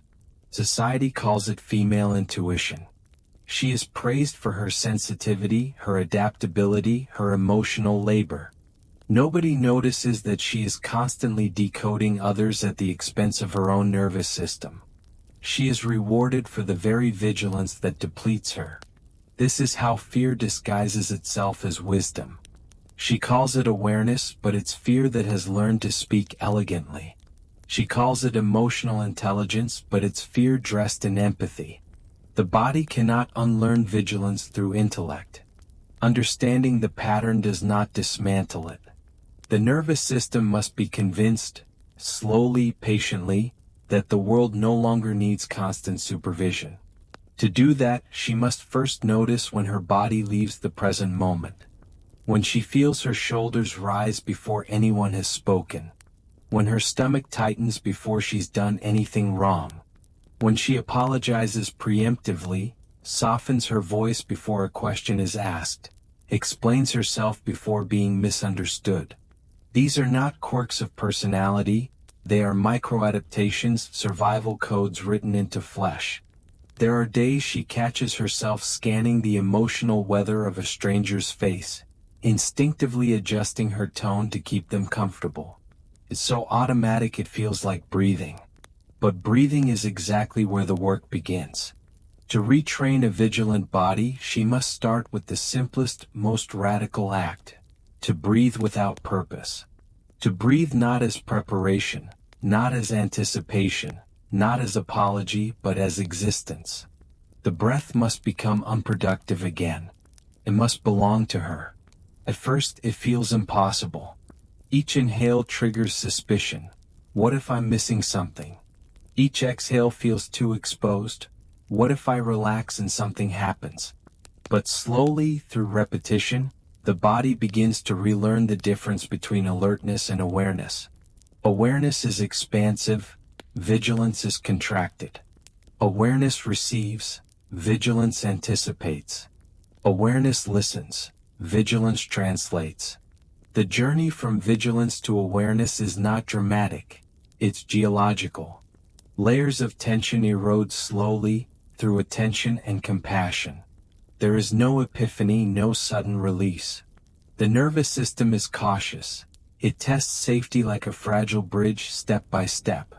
Sometimes she regresses. A single harsh tone, a misunderstanding, and her body floods again with adrenaline. But this time she knows what's happening. She can name it, not to control it but to bear witness. My body thinks I'm in danger, she says quietly to herself. Naming breaks the spell. The adult self becomes the witness the child never had. This witnessing changes everything. Hypervigilance, deprived of secrecy, loses power. When observed, it becomes tenderness, a proof of devotion. Because at its core, hypervigilance is devotion misdirected. It is love that forgot where to rest. In therapy, she learns to trace this devotion back to its origin. The child who once monitored the room was not neurotic. She was responsible for emotional survival. There is a kind of loneliness that hides inside connection. It does not live in the absence of people but in their constant, polite presence. It looks like being surrounded by warmth, laughter, conversations, and yet feeling untouched, like glass placed between two worlds. This is the paradox she inhabits. She knows how to make others comfortable, how to make space for their emotions, how to mirror their tone perfectly, but not how to let herself be seen. What she gives is genuine empathy. What she receives in return is recognition of her usefulness, not her truth. The training began long before she had words for it. She learned that being good company meant being easy, non-disruptive, predictable. She learned that emotional reciprocity was dangerous terrain. Too much intensity frightened others, too much honesty created distance. So she perfected the art of what the psychoanalyst Andre Green once called contact without connection. A smile that soothes. A nod that signals safety. A conversation that leaves the other person feeling understood, while she walks away feeling quietly erased. Over time, she became fluent in the emotional dialect of others. Her nervous system, already overcalibrated from years of adaptation, learned to anticipate tone, gesture, and silence. It was not intuition in the spiritual sense, but survival, a neurobiological vigilance that listened for disapproval before it was spoken. When she felt someone's mood darken, her body adjusted its posture, its breathing, even the volume of her voice, to maintain the illusion of harmony. This was not manipulation.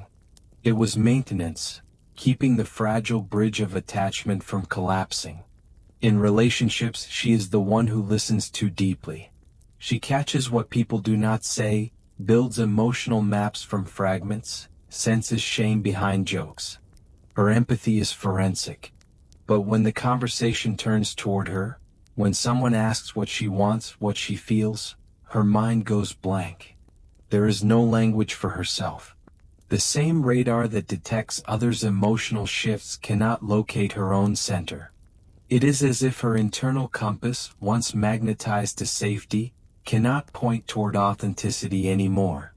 The psychoanalyst Donald Winnicott described this condition as compliance masquerading as connection. The false self, he wrote, is not a liar but a caretaker, one who maintains relationship by sacrificing spontaneity. In her case, the false self became exquisitely relational.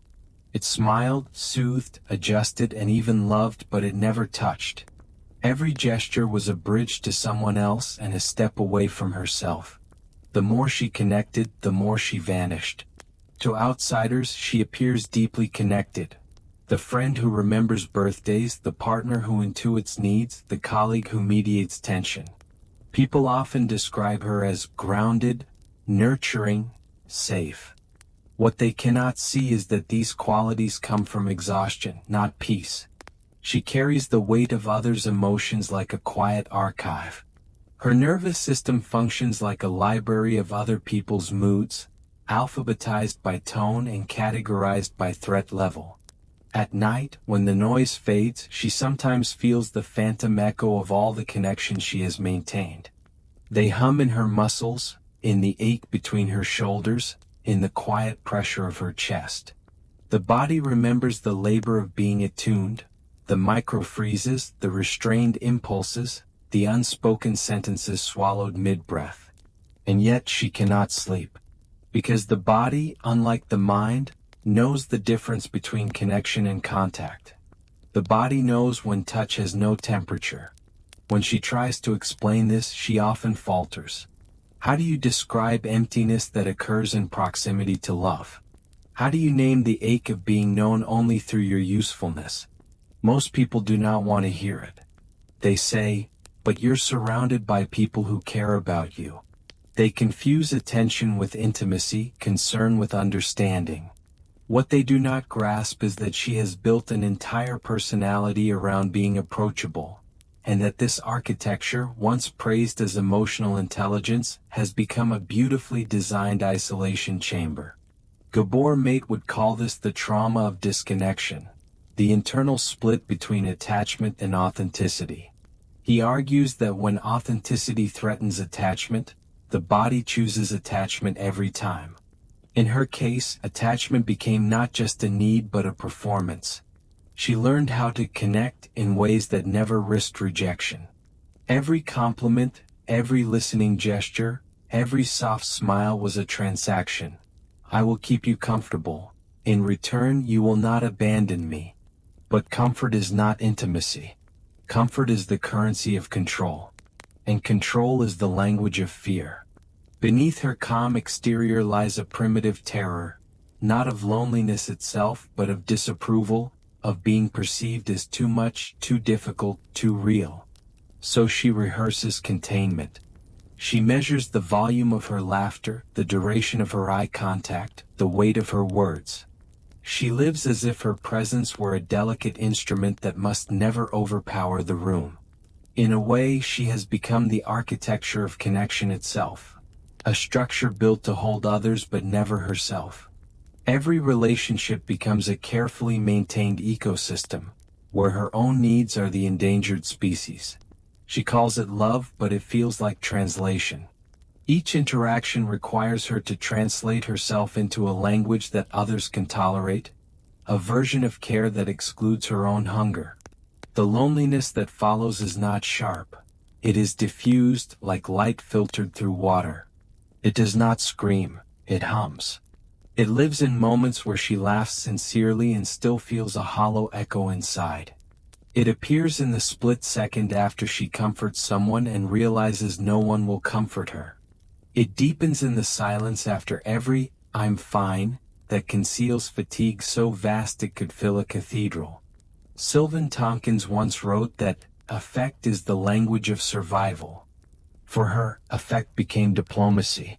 She uses smiles the way statesmen use treaties, to maintain peace at any cost. Yet every treaty requires silence. Every peace comes with the quiet death of expression.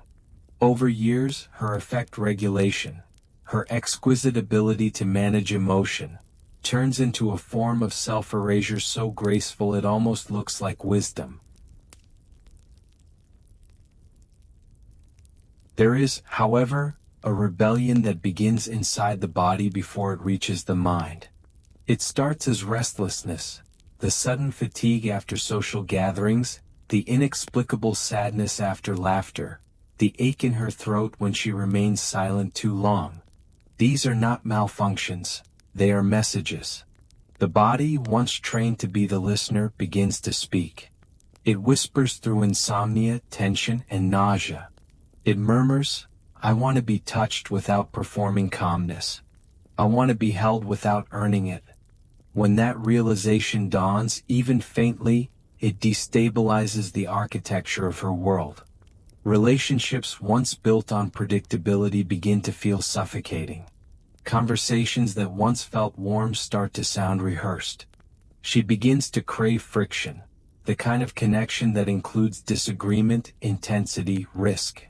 But her nervous system, shaped by years of hypervigilance, panics at the first sign of unpredictability. So she oscillates, reaching out, then retreating, longing for contact, then fearing it. This is what psychologists call approach avoidance conflict, a paradoxical dance between intimacy and autonomy. It feels like standing at the edge of a pool, wanting to dive in but fearing the shock of cold water. The fear is not of drowning but of dissolving, of losing the fragile self she has built through adaptation. And so, she hovers at the threshold, a visitor in her own relationships, mastering proximity without entry.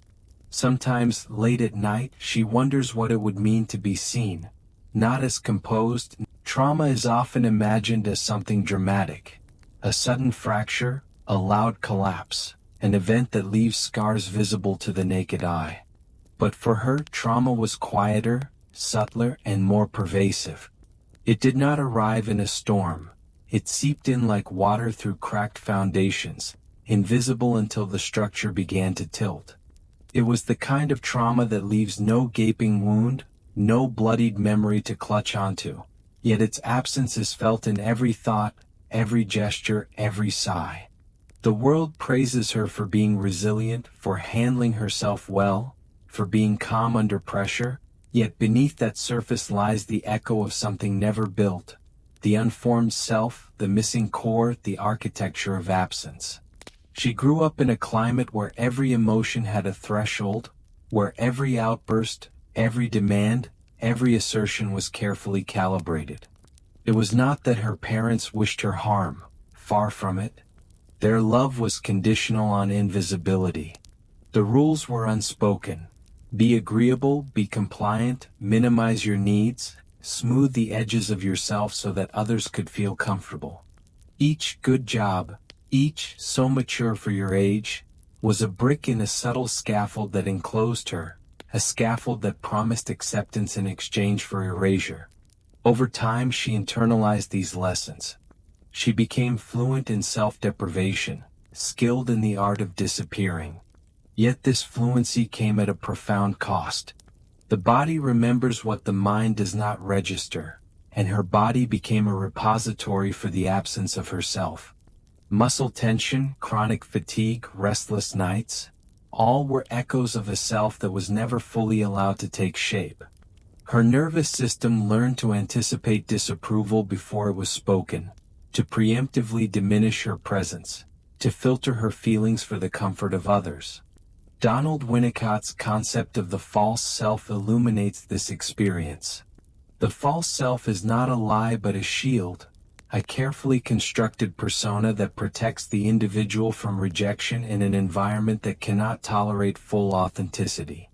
In her case, the false self became indistinguishable from her actual self.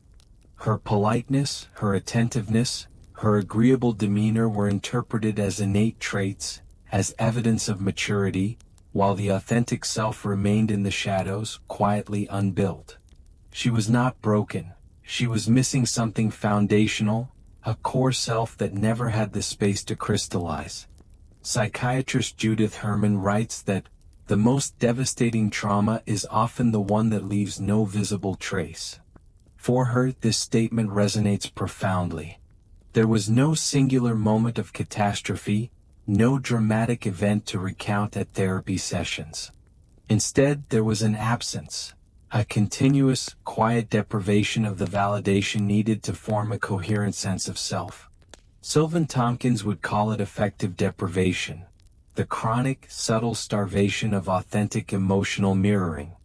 Every nod, every smile she offered to others was returned with recognition of her utility, not her existence. Her emotions were reflected only as long as they were palatable, never as they truly were. This unbuilt self manifests in daily life in ways both subtle and disorienting. She knows how to navigate social spaces, how to anticipate the needs of others, how to appear composed under pressure.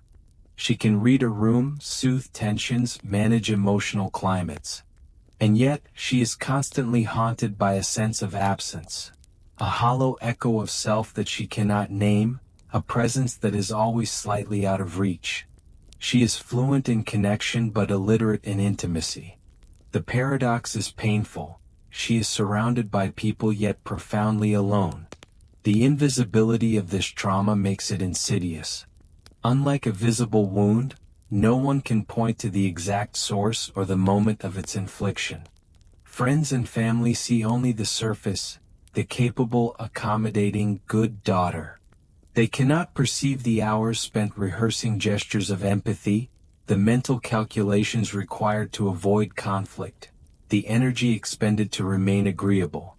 Each compliment about her calmness, each remark about how easy she is to be around reinforces the pattern. Praise, once a reward, becomes a cage, confining her to the performance that others value. Her sense of self becomes architecture she never fully inhabits. Imagine a building erected in layers, brick by brick, with hallways, rooms, and staircases, but the interior remains empty. Furniture never placed, walls unpainted, the heart of the house silent. That is the experience of living within a self that has never been allowed to fully form. Externally functional, internally hollow, she moves through life like a structure designed for others' comfort rather than her own. Every interaction becomes both rehearsal and erasure. This absence is not merely psychological but somatic. Her body remembers the lessons of disappearance with unerring precision. It tenses before confrontation. It shortens its breath to accommodate others' moods. It holds the echo of every suppressed emotion. Sleep becomes a negotiation. Her body lies in stillness, yet the nervous system runs a silent simulation of the day's social calibrations. Fatigue accumulates, not because of external strain, but because she carries within her the cumulative weight of emotional labor performed silently, invisibly for the sake of acceptance. The cost extends beyond fatigue. Her perception of self is filtered through the lens of others' expectations. She cannot easily distinguish between her own desires and those she has learned to adopt for approval.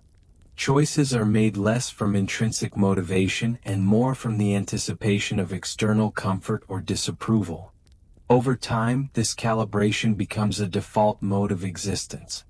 To inhabit her own body fully feels foreign, even risky, because she has spent so long ensuring that her body belongs to no one but others.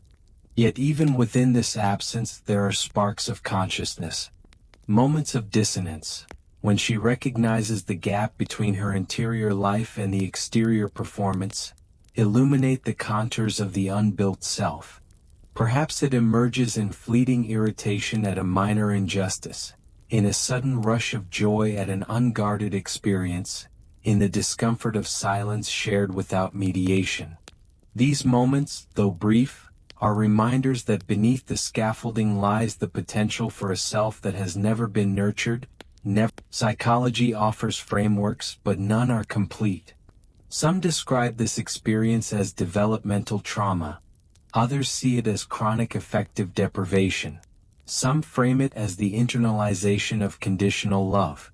All converge on a single truth: the most profound absence is the absence of the self. She is not broken in dramatic ways, nor has she been violently interrupted. She has been subtly denied the chance to build the foundation of her own being. And in that denial, the deepest cost of adaptation is revealed. Survival has been rewarded at the expense of presence. The subtlety of this trauma makes it both difficult to articulate and impossible to ignore.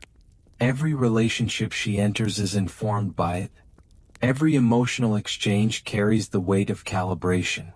Every compliment, every act of kindness she receives, is filtered through the lens of invisibility. Even joy is mediated. It must not upset the balance, must not assert too loudly, must not demand recognition.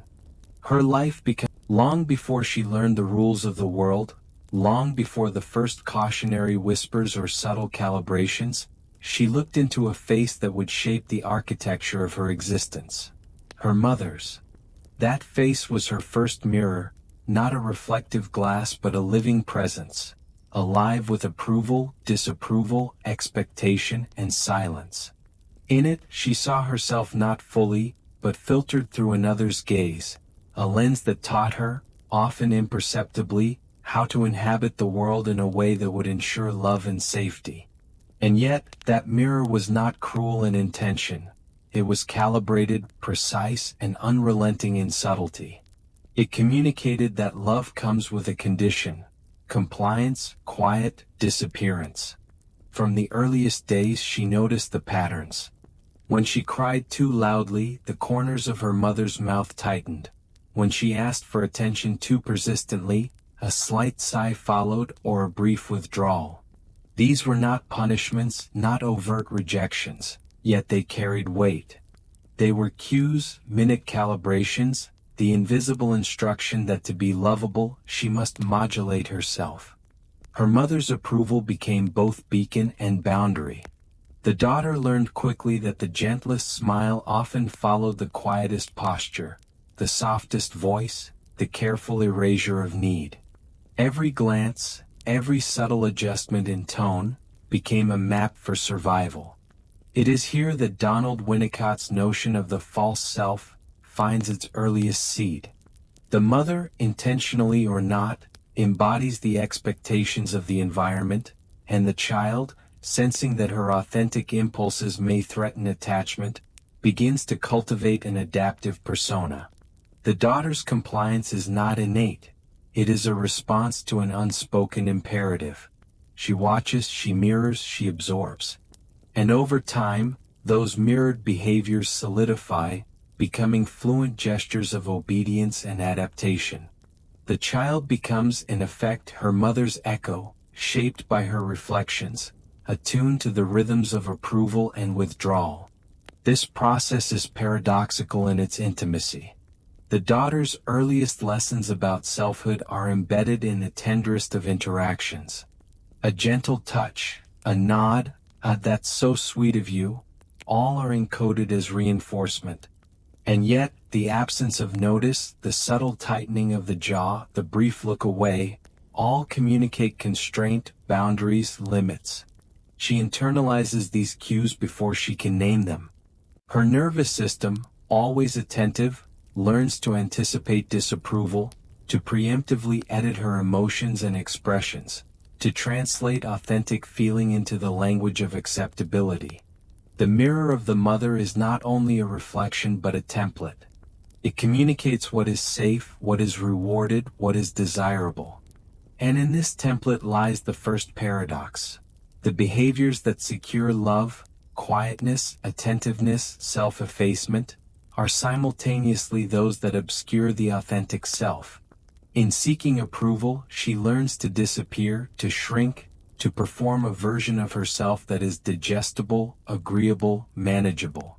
Praise is received, yet it is conditional, tethered to the very acts that chip away at her sense of agency. The daughter becomes fluent in the art of disappearing, the unspoken rules inscribed in her earliest memories of maternal gaze. Gabor Mate would describe this as the tension between authenticity and attachment. The child, attuned to her mother's needs, senses that full expression of self could threaten the relational bond. And so she adapts. She chooses belonging over expression over and over again, until the adaptive strategies become second nature. By the time she can articulate thought, she has already internalized a pattern of self-editing that will persist for years, even decades. What begins as instinctive survival becomes habit, habit becomes personality, and personality is misinterpreted by the world as virtue. The subtlety of this early calibration cannot be overstated. The daughter does not experience overt punishment. She is not berated, not scolded, not shamed in ways the world would recognize as trauma. Instead, she learns that the safest way to inhabit the space of her mother's approval is to align her behavior with an invisible standard. And because the approval is real, because it is expressed through affection, smiles, and moments of tenderness, she cannot identify the cost. She does not know that the self she is cultivating is only partially her own, that it is shaped by an architecture of expectation rather than by innate desire. Her mother, too, is constrained by her own experiences, by the culture and society in which she was raised, by the inherited scripts of behavior that define how a daughter should be. In many ways, the mother mirrors what she has internalized, repeating patterns that were once adaptive, now automatic. The daughter inherits this mirror, learning from it, absorbing it, and in doing so, she becomes both product and participant in a lineage of subtle calibration. Silence, patience, modesty, self-effacement, these are transmitted across generations, not always consciously, yet powerfully shaping identity and relational norms. The body of the daughter remembers these interactions long before the conscious mind can articulate them. She tightens her chest, her throat constricts, her spine curves slightly in moments of anticipated disapproval. Every nuance of her mother's expression or tone is encoded in muscle memory, in breath, in posture. These physical responses reinforce the adaptive strategies, making them automatic. Over time, she does not need to think to disappear. Her body does it before thought, reflexively, instinctively. The nervous system becomes a vigilant translator, anticipating emotional shifts and editing expression accordingly. Yet this adaptation carries an invisible cost.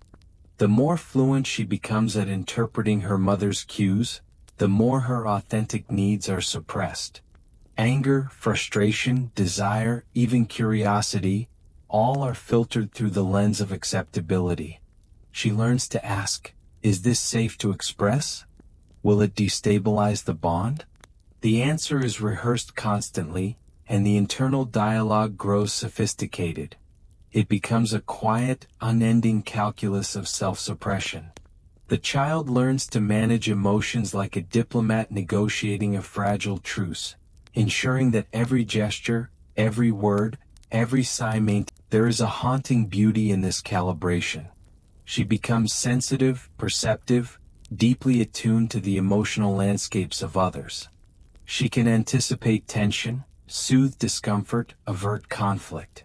She is praised for these abilities, so thoughtful, so mature, so easy to be around.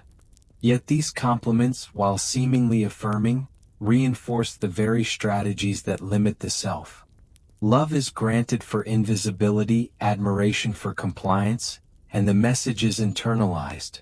The safer you are for others, the more you are valued. The daughter learns to equate self-worth with the absence of self. The paradox deepens as she grows. The mirror of her mother reflects not just approval and disapproval but also inherited strategies of survival.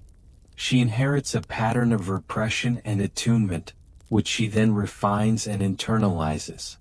This dual inheritance, the external cues from the mother and the internalized adaptation, forms the early architecture of the false self. It is not a lie nor a rejection of identity.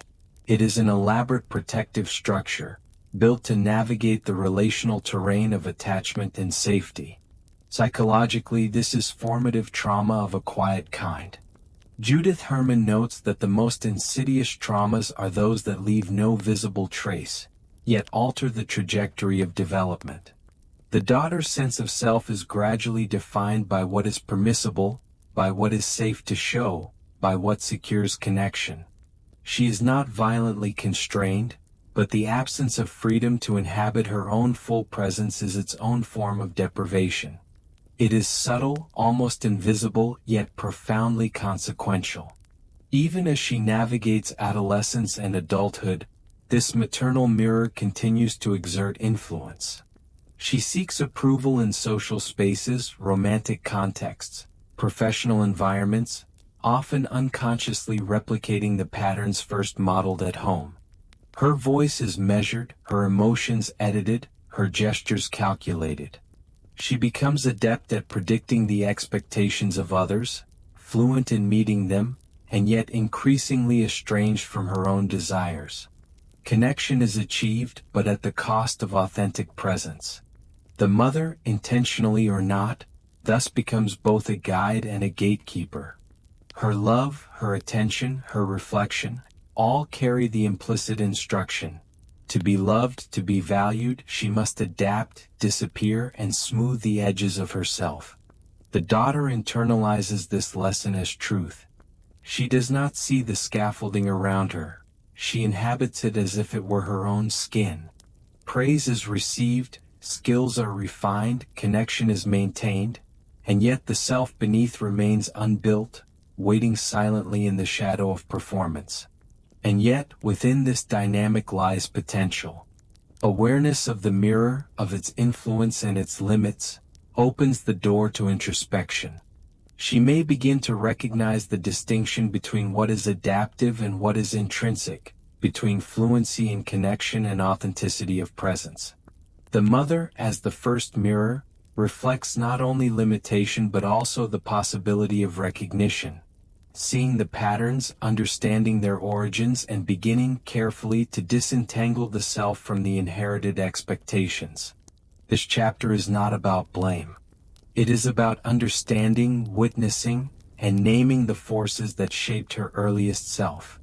It is about acknowledging that the maternal mirror, while tender and loving, was also an instrument of subtle calibration, transmitting not only affection but an architecture of invisibility.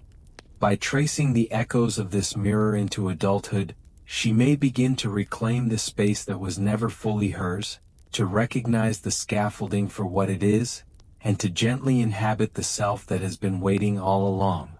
To live fully is to notice the mirror and then cautiously to step beyond it, to experience the world not merely through reflected expectation but through the emergent, unbuilt self. That she learned early that to be loved was not to be known, that the pathways to affection often ran parallel to the ones leading to authentic recognition. The world, beginning with the family unit, taught her that ease and compliance were virtues to be cultivated, praised, and rewarded.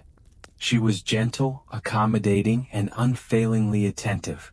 Every need she anticipated, every mood she soothed, every silence she maintained was met with approval. And yet, in the quiet aftermath of these interactions, there was a void. She discovered a paradox that would shape her life. The more she became easy to love, the less she was truly seen. It begins with the compliments, those seemingly innocent affirmations. "You're so calm. You make life easier. You're so considerate." Each phrase carries warmth, yes, but also a subtle implication.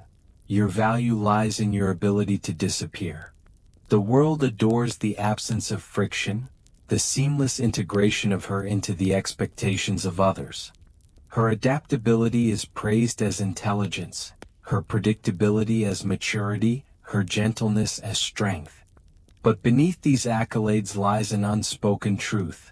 The self that receives love in these moments is not the fully realized self, but a curated performance, a mask honed for acceptability.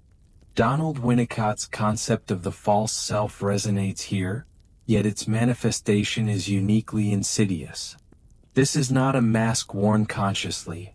It is a system of subtle adaptation so integrated that the boundary between self and performance becomes indistinct. She is fluent in the language of others' needs, her nervous system constantly scanning for cues of tension, disapproval, or discomfort. Her presence becomes a function, her actions algorithms for smooth interactions. She is easy to love because she has trained herself to minimize the risk she poses to those around her. And yet, she is simultaneously isolated, unmoored from the deeper currents of genuine human connection. Hypervigilance becomes her companion, a shadow tethered to the pulse of those around her. Every glance, every sigh, every change in tone is catalogued and interpreted. She adjusts mid-sentence, softening an opinion, damping a laugh, suppressing a sigh, not because she is unsure of her own feelings, but because she has learned the economy of survival. Fewer waves, more smiles, less disruption, more approval. This fluency in social harmony is lauded, yet it reinforces an internal chasm. She can predict others' reactions with uncanny accuracy, yet no one can predict her. She is always performing the script the world prefers, never the one her soul whispers. The loneliness inherent in this existence is architectural, built brick by brick over years of reinforcement. It is not dramatic. There are no confrontations, no betrayals, no visible catastrophes. Instead, it is cumulative, a quiet erosion of intimacy. She can be present in any room, attending to the emotional climates of multiple people simultaneously, yet remain fundamentally unencountered. The gap between her outer comportment and inner experience grows wider with each act of accommodation. She learns that to maintain connection she must edit, prune, and sometimes entirely erase the parts of herself that might provoke discomfort, resistance, or disappointment. Consider the social rituals she has perfected. The nod, the smile, the timely laugh, the gentle interjection. Each is calibrated not for personal expression but for relational efficiency. In these moments, her body is present, her mind alert, yet herself remains in shadow. The compliment she receives for being so easy to be around becomes a paradoxical emblem of alienation. To be easy to love is to be relationally fluent, yes, but relational fluency does not equate to authentic relational presence. She is admired for her skill in accommodating others, yet misunderstood for her absence. The social praise she receives reinforces her vanishing act. The tension between connection and authenticity is profound. Gabor Mate's observations on authenticity and attachment illuminate this dynamic. The child learns that unfiltered expression may threaten attachment, that safety lies in adaptation. In adulthood, this calculus persists. She measures her words, her gestures, her tone, her desires, through the lens of potential acceptability. She becomes the architect of her own erasure, designing interactions that are smooth, unobtrusive, and unthreatening. Love flows toward her, yes, but it flows around the contours of a self that remains partially hidden. She experiences relational proximity without penetration, affection without knowledge, attention without recognition. There is also a physicality to this solitude. The body becomes a repository for the emotions she cannot express, the needs she cannot assert. Tight shoulders, a constricted chest, a stomach perpetually knotted, all bear witness to the unspoken, unperformed, unacknowledged facets of her identity. Chronic fatigue, restlessness, and somatic tension are not simply manifestations of stress. They are the echoes of a system that has learned to prioritize relational safety over self-expression. The cost is invisible yet pervasive, a testament to the quiet labor of remaining manageable, palatable, and easy to love. Her friendships, romantic partnerships, professional relationships, all are framed within this paradox. She can anticipate conflict, temper disagreement, smooth misunderstandings, and maintain harmony, often to the point of exhaustion. Others perceive her as reliable, steady, and empathetic. Yet the intimacy she craves, the true recognition of self by others, is elusive. Her relational effectiveness becomes a shield, preserving connection while concealing the very essence that might inspire true understanding. The more she succeeds in avoiding disruption, the more isolated she becomes in her interior life. This phenomenon is reinforced by societal scripts, gendered expectations, and cultural narratives. Girls are praised for being nice, cooperative, and considerate, often from infancy through adulthood. Their hyperattunement, the hallmark of her relational skill, is itself a paradox. She perceives others with clarity, anticipating needs, moods, and emotional shifts, yet cannot count on reciprocal understanding. Her empathy, celebrated as a strength, functions as a conduit for her invisibility. She becomes a conduit through which others experience comfort and resolution while she remains unacknowledged. Her achievements in relational fluency are thus inseparable from her ongoing solitude. Even moments of praise carry ambiguity. A compliment about her patience or calmness is rarely about her inner life. It is about her function within the social ecosystem. She becomes adept at reading the difference between praise for performance and recognition of presence. The world applauds the version of her that disappears gracefully. It does not necessarily celebrate the core of her being, the thoughts, emotions, and contradictions that define her authentic self. And so, she learns to equate visibility with risk and invisibility with safety, crafting a life in which being loved is inextricable from being strategically absent. Psychologists note that this dynamic has long-term implications. Judith Herman's concept of subtle trauma, Sylvan Tomkins's notion of affective deprivation, and Winnicott's false self converge here. The daughter's core self is not violently destroyed but remains unbuilt, left in a state of anticipatory accommodation. The relational fluency that makes her easy to love comes at the cost of full relational intimacy, leaving her in a perpetual state of longing, connection without contact, love without recognition, closeness without understanding. This loneliness is self-perpetuating.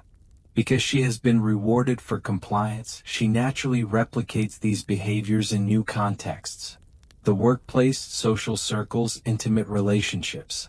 She predicts reactions, manages emotions, and curates expression with practiced precision. Praise flows, approval is frequent, bonds are maintained, and yet the underlying isolation persists. To outsiders, she is gracious, kind, and emotionally intelligent. To herself, she is unmoored, inhabiting a relational plane that is always slightly above, below, or beside true connection. And yet, there is subtle hope embedded in the recognition of this paradox. Awareness of the distinction between being easy to love and being known can catalyze transformation. She may begin to notice the difference between relational fluency and authentic presence, between accommodation and expression, between praise and recognition. Such insight does not erase the habits of disappearance, nor does it eliminate the loneliness, but it opens the possibility of intentional reclamation, of gradually inhabiting a self that has been patiently waiting beyond the lens of others' expectations. The journey toward awareness is uneven and slow. Every interaction is an opportunity to test the waters, to practice visibility in measured doses. The mother's voice, the father's tone, the early calibrations echo, but they need not dictate the present. By acknowledging the paradox of being loved but unseen, she begins to disentangle relational strategy from authentic selfhood. The skills that once ensured survival can be repurposed for connection rather than concealment, fluency for presence rather than erasure. To live through this paradox is to embrace tension, to hold the contradiction that one can be adored for vanishing while yearning to be known, to understand that relational ease does not equate to intimacy, and to accept that visibility carries risk even as it enables authenticity. This is the slow work of self-reclamation, of recognizing that the architecture of praise and disappearance, there is a quiet terror that settles over the years of disappearing, the fear that she might never be recognized, that her voice may never matter, that her presence could be perpetually overlooked. And yet, within the body, within the nervous system honed for survival, there remains an undercurrent of resistance. It is subtle at first, a tightening in the chest, a flush in the face, a clench in the jaw, and over time this resistance takes on a shape, a rhythm, a language. That language is anger. Not the dramatic, explosive kind celebrated in television dramas, but the internal, persistent pulse of a self asserting its existence. Anger, in its most primal and unadorned form, is a signal. I am here. I matter. My boundaries exist. For someone who has spent decades cultivating compliance, calmness, and ease as strategies for survival, anger becomes a form of reclamation. It is the body's way of marking territory, of reintroducing the self to a world that has systematically encouraged invisibility. The false self, so meticulously constructed to navigate social and familial landscapes, meets resistance in the visceral experience of anger. It cannot contain the truth that surfaces when the chest tightens, when the hands clench, when the throat quivers with words withheld for years. The paradox is striking. The very emotion that might have been discouraged as unruly, dangerous, or disruptive is precisely the one that signals the return of authenticity. In families, classrooms, workplaces, even intimate relationships, anger is often framed as a problem to manage, a symptom to repress. And yet, for her, it is the most honest articulation of a self that has been paused, edited, and suppressed. To learn to recognize and inhabit this anger is to take the first step toward reconnecting with a self long deferred. This process is not simple. For decades, every expression of displeasure, frustration, or assertiveness may have been met with subtle correction. A raised eyebrow, a cold glance, a sigh, a gentle admonition. She learned that her impulses were unsafe, that her authentic feelings carried risk, that the world responded more favorably when she muted the edges of herself. Over time, this created a nervous system finely attuned to avoidance, a body trained to anticipate, accommodate, and disappear. Anger, in this context, is both terrifying and exhilarating. It is the sound of a system reawakening, of a suppressed self emerging from its long dormancy. Psychologists describe this phenomenon in several overlapping frameworks. Donald Winnicott's false self theory illuminates how adaptation can masquerade as identity, leaving the core self unbuilt. Gabor Mate emphasizes the tension between authenticity and attachment, highlighting how early relational experiences teach the child to equate safety with suppression. Sylvan Tonkin's concept of affective deprivation captures the emptiness that results when genuine emotional signals go unmirrored. Anger, then, is a response to this prolonged deprivation, a somatic and emotional signal that the self has been waiting to express, a call to reclaim presence in the world. The physicality of anger is instructive. Unlike other emotions filtered, edited, or internalized, anger manifests with clarity. The rapid heartbeat, the warmth in the chest, the trembling in the limbs. The body, which has spent years storing unspoken needs and quieted desires, now becomes the stage for expression. Breathing, often shallow or constrained in compliance, deepens and expands. Posture, previously collapsed into submission, rises. The muscles tighten and release as though rehearsing for a dialogue long postponed. In these moments she is not performing for others.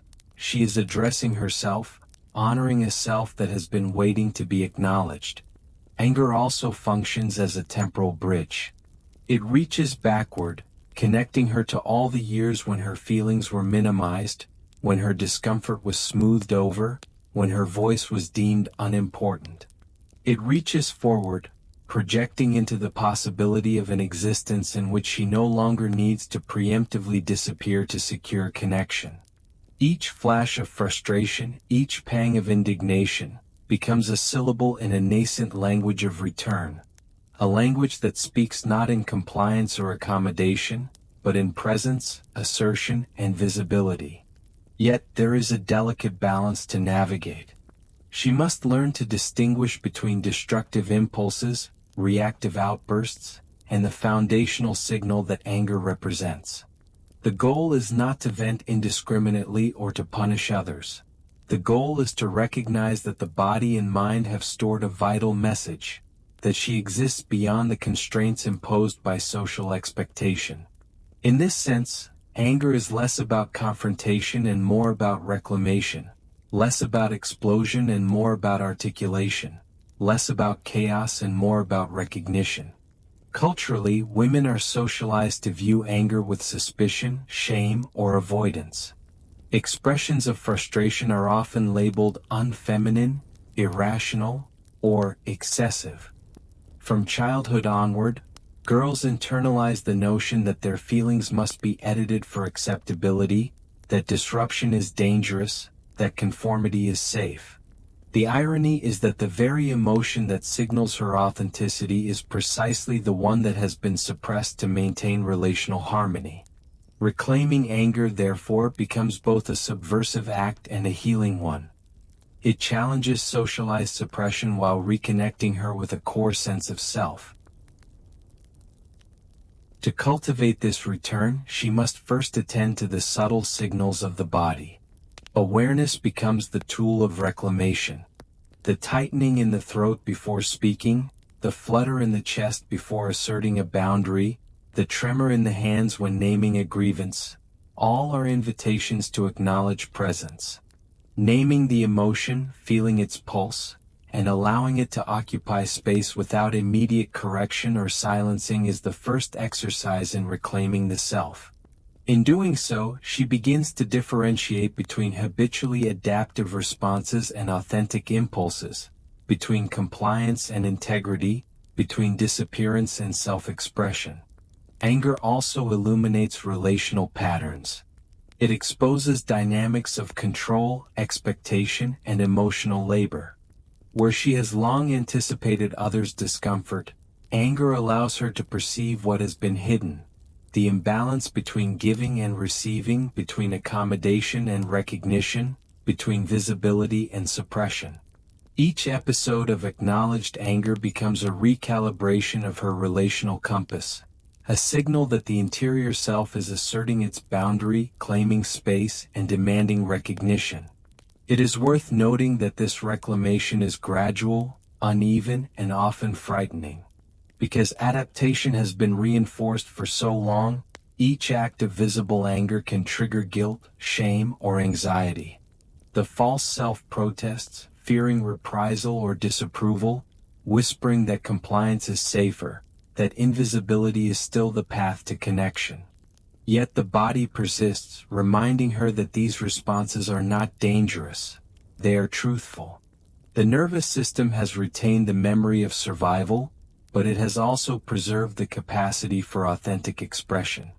Anger is the bridge between these two realities, a signal, a reminder, a first word spoken after years of silence. Philosophically, this reclamation has profound implications. It challenges the narrative that adaptation equals maturity, that compliance equals value, that invisibility equals love. By honoring anger, she asserts that value is inherent, not contingent upon appeasing others. She asserts that presence matters, not just harmony. She asserts that being fully known is preferable to being merely easy to love. And in doing so, she begins to reconstruct the self in three dimensions: emotionally, somatically, and existentially. Anger, once feared and vilified, becomes a tool for self-renewal. It signals where boundaries were previously ignored, where needs went unspoken, where identity was deferred. It is a form of language that precedes words, that resonates through muscle, breath, and pulse.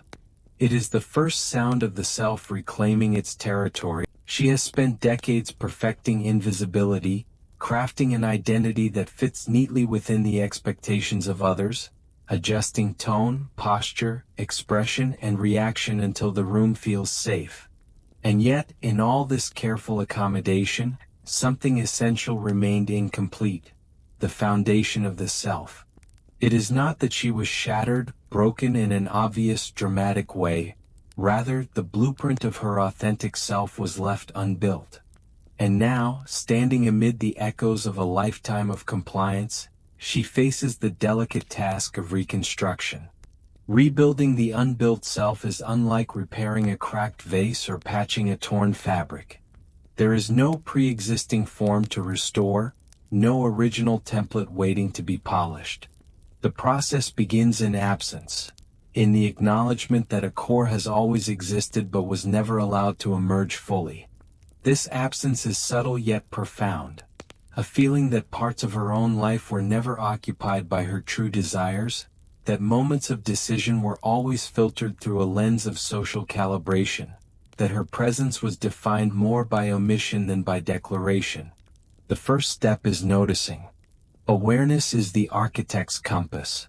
She must identify where compliance has supplanted preference, where agreeableness has masked authenticity, where visibility has been exchanged for safety.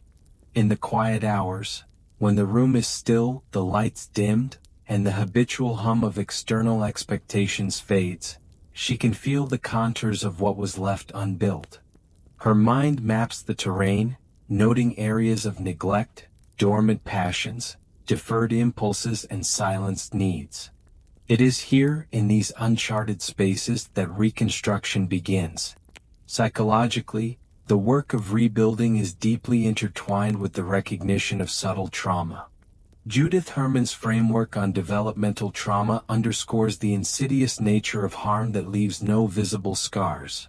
What is altered is the scaffolding of selfhood itself, the implicit structures that allow a child, or later an adult, to inhabit her own mind and body with integrity. Similarly, Sylvan Tompkins' affective deprivation illuminates the experience of chronic emotional starvation, the quiet absence of attuned reflection that leaves a child unaware of her own inner temperature. Rebuilding, therefore, is an exercise in creating what was never permitted: the internal mirroring, the validation of felt experience, the permission to exist fully without external sanction. In practical terms, she begins by re-engaging with her body. For decades, the nervous system functioned as a translator, suppressing impulses, editing emotional signals, and managing presence to maintain relational equilibrium. Now, the body becomes the site of reclamation. She learns to breathe with intention, noticing the places where tension persists: shoulders stiff with unspoken correction, chest tight with deferred outrage, stomach knotted with unacknowledged hunger for recognition. Each exhale is a deliberate acknowledgement, a reclamation of the space she has long denied herself. Each movement, each stretch, each unhurried step is a rehearsal of inhabiting the self she was never taught to claim. This is not a linear process. Progress ebbs and flows, often accompanied by waves of anxiety, guilt, or fear. The false self, once the trusted instrument of survival, may resist, whispering that visibility is unsafe, that asserting desire will provoke rejection. Yet in these moments of internal conflict, she learns the subtle art of negotiation with herself. She distinguishes between the ingrained voice of fear and the emergent voice of authenticity, learning to honor the latter even as the former lingers. The nervous system, conditioned for hypervigilance, slowly adapts, learning to respond to self-validation rather than external cues alone.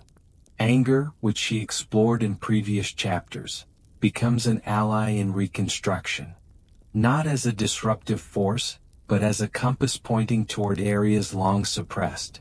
Where she feels indignation, frustration, or irritation, she uncovers aspects of selfhood that were previously denied expression. Naming these emotions, tracing their roots, and allowing them space is the first act of architectural repair. A deliberate recognition that these impulses are valid, that they belong to her, that they constitute the blueprint of the unbuilt self. Rebuilding also requires the cultivation of autonomy. She experiments with choices made solely for herself, not filtered through anticipated judgment or compliance. She learns to notice what brings curiosity, excitement, or genuine satisfaction, distinguishing these from what is performed to please. Simple acts, choosing what to wear, what to eat, which books to read, which conversations to enter, become profound exercises in asserting a self that is independent of relational calibration. Over time, these small decisions accumulate, forming scaffolds of selfhood where none existed before. The social world presents both challenge and opportunity. Habits of accommodation are deeply entrenched, and relationships formed around her disappearances may resist the emergence of a fuller presence. Friends, partners, even family members may react with confusion, discomfort, or subtle pressure to resume old patterns. Here, discernment becomes essential. She learns to navigate these interactions with mindfulness, distinguishing between those who can witness her growth and those who seek to maintain the familiar version of her absence. Boundaries are not merely defensive, they are constructive, delineating the space necessary for authentic presence to emerge. Philosophically, the act of rebuilding reframes her understanding of value, love, and connection. The reward structure that once equated invisibility with affection is dismantled, replaced by an ethic that prioritizes presence, integrity, and recognition of self. She begins to see that being easy to love is not equivalent to being known, that harmony achieved through suppression is not the same as genuine relational resonance. The process also involves revisiting past experiences with a new lens. Memories of compliance, silenced desires, or invisible suffering are examined not as indictments but as evidence of adaptation and resilience. She honors the skill it took to survive, to maintain relational equilibrium, to navigate complex emotional terrains with minimal instruction or support. Gratitude and compassion for the self she once was coexist with the determination to build the self she will now inhabit. This duality, acknowledgement of past skill alongside reclamation of authenticity, is central to the architecture of reconstruction. Imagination and visualization become practical tools in this work. She envisions the self she wishes to inhabit, not as an idealized projection but as a plausible embodied presence. She maps the contours of desires, strengths, and vulnerabilities, allowing herself to explore possibilities previously deemed unsafe. In these exercises, she experiments with voice, movement, expression, and interaction, gradually habituating the nervous system to presence without preemptive disappearance. The body, once trained for adaptation, begins to integrate these new patterns, forming a foundation for sustainable authenticity. In addition to internal work, she may seek relational mirrors that reinforce the reconstruction of self. Therapists, friends, mentors, and partners who validate rather than edit, who witness rather than correct, provide crucial scaffolding. These mirrors serve as both reflection and reinforcement, allowing her to see facets of herself previously obscured and to experience the stabilizing effect of being genuinely known. Over time, the repeated experience of being witnessed without judgment strengthens neural pathways that support autonomy, confidence, and presence. Ultimately, rebuilding the unbuilt self is not about eliminating the false self entirely. That persona served a purpose. It ensured survival, connection, and functionality in environments that demanded invisibility. The goal is integration, not eradication. The false self becomes a conscious strategy rather than a default mode, available when appropriate but no longer the architecture dictating the boundaries of existence.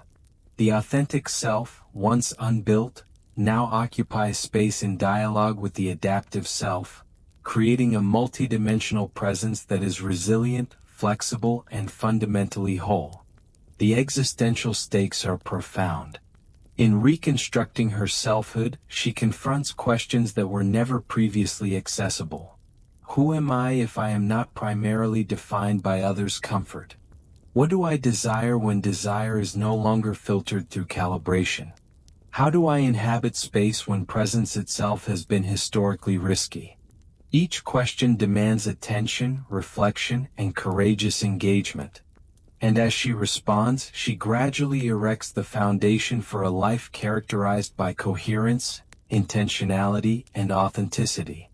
This work is not linear, nor does it conform to timetables imposed by external expectations. Days of clarity may be followed by weeks of doubt. Moments of presence may be interrupted by residual patterns of compliance. And yet, the process itself is the point. Rebuilding is a continuous negotiation with self, body, and environment, an ongoing practice of attention, acknowledgement, and integration. The unbuilt self slowly becomes inhabitable, moment by moment, choice by choice, breath by breath. She has learned the architecture of disappearing, the calibration of silence, the rituals of compliance, and the intricacies of the false self. She has explored the territory of absence and the echoes of unbuilt selfhood, traced the tremors of anger, and begun the careful work of reconstruction. And now, standing at the precipice of full presence, she begins to inhabit a new territory, the woman who stays. Becoming the woman who stays is not a triumph of rebellion, nor a sudden eruption of courage. It is a quiet, persistent, and deliberate choice. For decades, safety was measured by stillness, by accommodation, by the invisible threading of her presence into patterns that reassured others.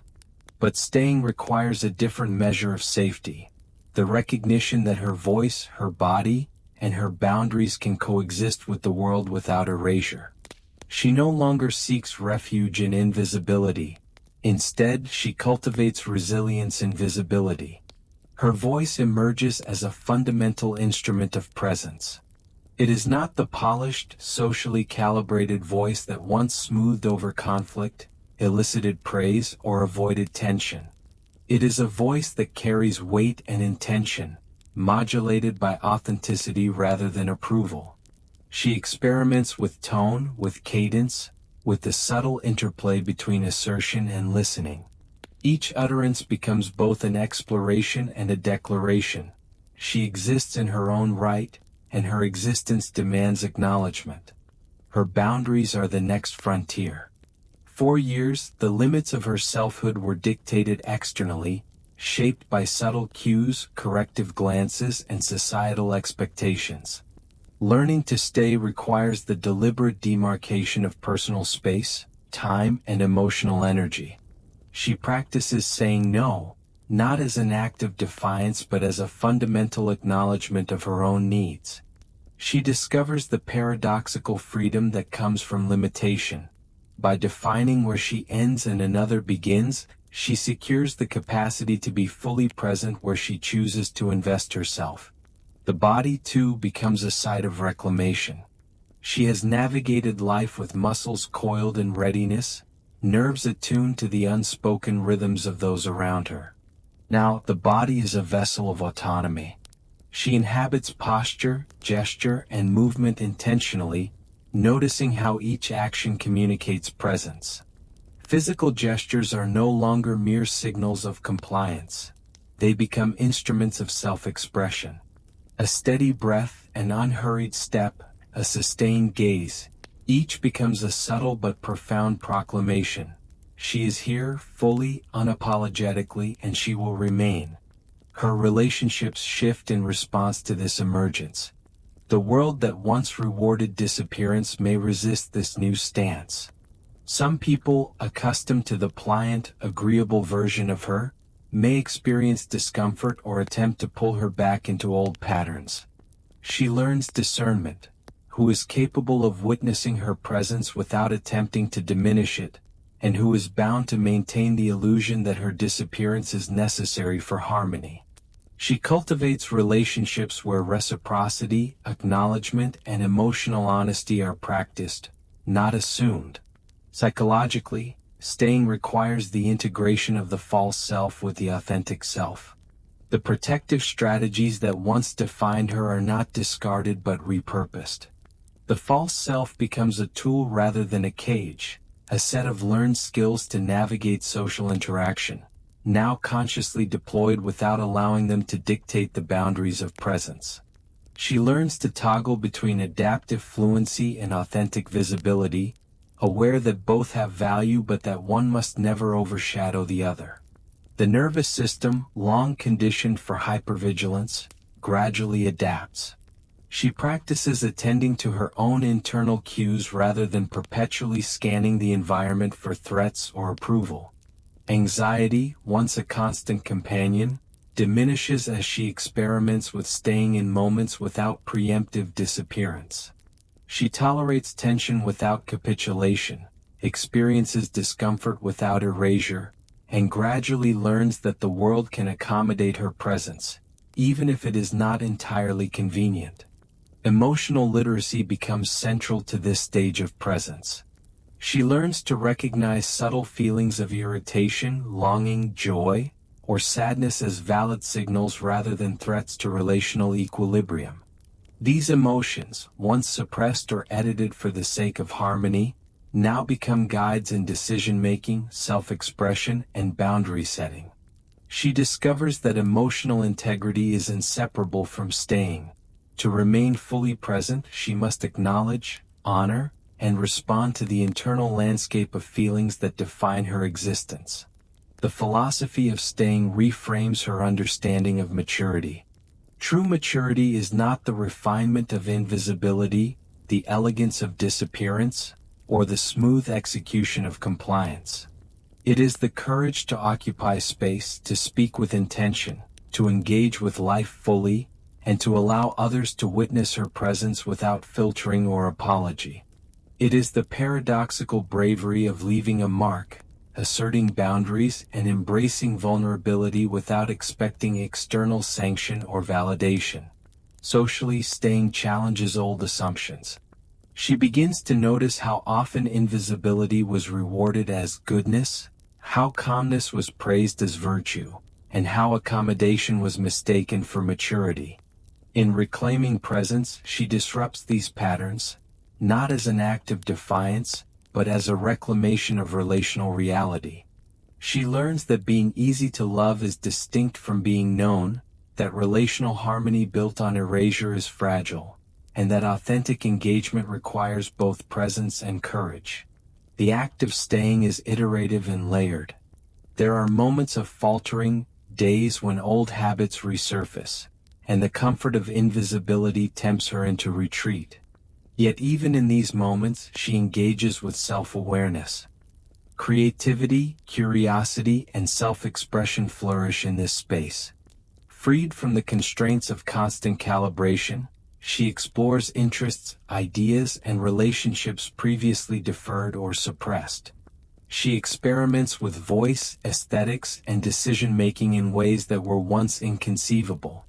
The act of staying opens not only relational possibilities but also the imaginative and intellectual terrains of existence.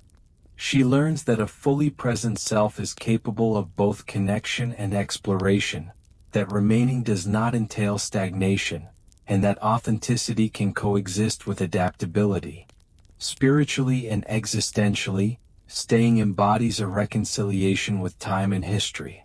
She honors the girl who learned to disappear, the adolescent who navigated calibration, and the adult who reconstructed herself, acknowledging that each phase contributed to survival and resilience. Yet she no longer allows those strategies to define the present. Staying is a conscious commitment to being fully inhabitable, a willingness to witness her own life with intention, and an openness to the fullness of experience without dilution or suppression. In practical daily life, staying manifests in small yet profound acts. Voicing an opinion in a meeting, setting clear boundaries with a partner or friend, expressing joy without hesitation, or choosing solitude without shame. Each act is a reinforcement of presence, a signal to herself and the world that she is no longer a transient or edited version of selfhood.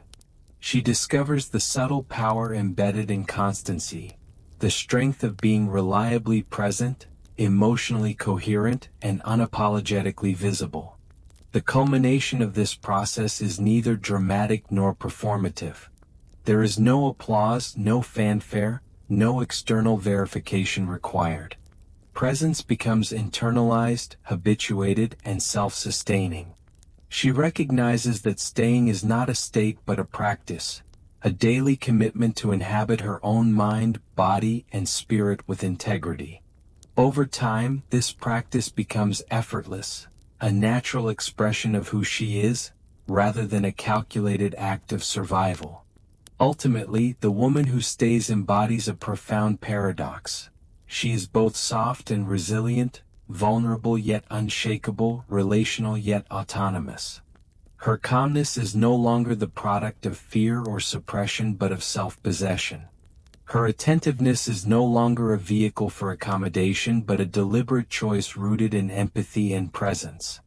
And her voice, once tempered to avoid friction, now carries the clarity of authenticity and the gravity of self-acknowledgement. By remaining, she teaches those around her the subtle art of witnessing without consuming, of connection without erasure, and of love that does not demand disappearance. She models that presence itself is a form of courage, that boundaries are instruments of freedom, and that authenticity is the foundation upon which sustainable relationships, creativity, and joy are built. In staying, she fulfills the potential deferred across years of compliance and absence. Her journey illustrates a broader truth. The human capacity for reconstruction, reclamation, and presence is resilient even when foundational absence has prevailed. The lessons of invisibility and adaptation are neither negated nor erased. They are integrated, informing discernment, empathy, and navigation. Staying is a testament to endurance, insight, and the deliberate cultivation of selfhood, demonstrating that a life once shaped by absence can evolve into a life fully inhabited. And as she moves through the world with presence and intention, she embodies the quiet power of survival transformed into flourishing.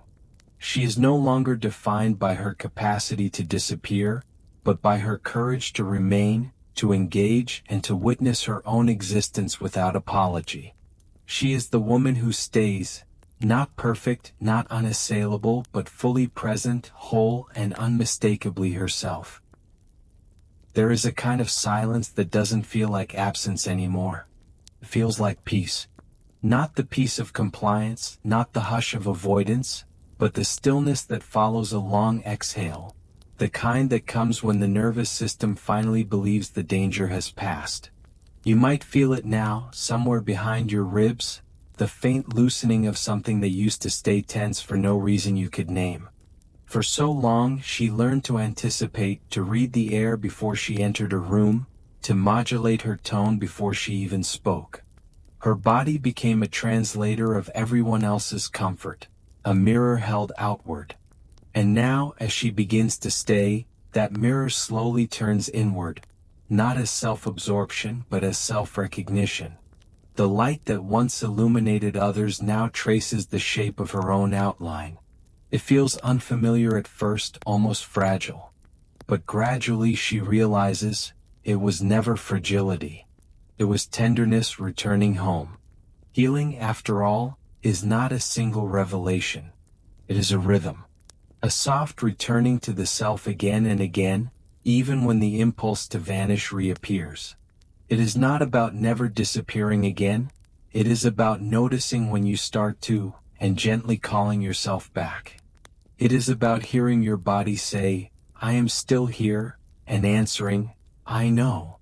Some nights she will still feel that old ache, the urge to make herself smaller, the reflex to edit her emotions so she can remain lovable. But now she understands what that ache is, an echo of training, not a truth. She doesn't fight it anymore. She sits with it like sitting with an old photograph. She thanks the version of herself who learned to survive that way. Because that version did what she could with the tools she had. The process of re-inhabiting oneself is quiet. It doesn't announce itself. It looks like ordinary moments. The first time she speaks a truth without apology, the day she laughs without scanning the room, the night she sleeps without replaying every conversation. It looks like drinking water when she's thirsty, resting when she's tired, crying without justification, smiling because something genuinely delights her. It looks like living inside her own timing.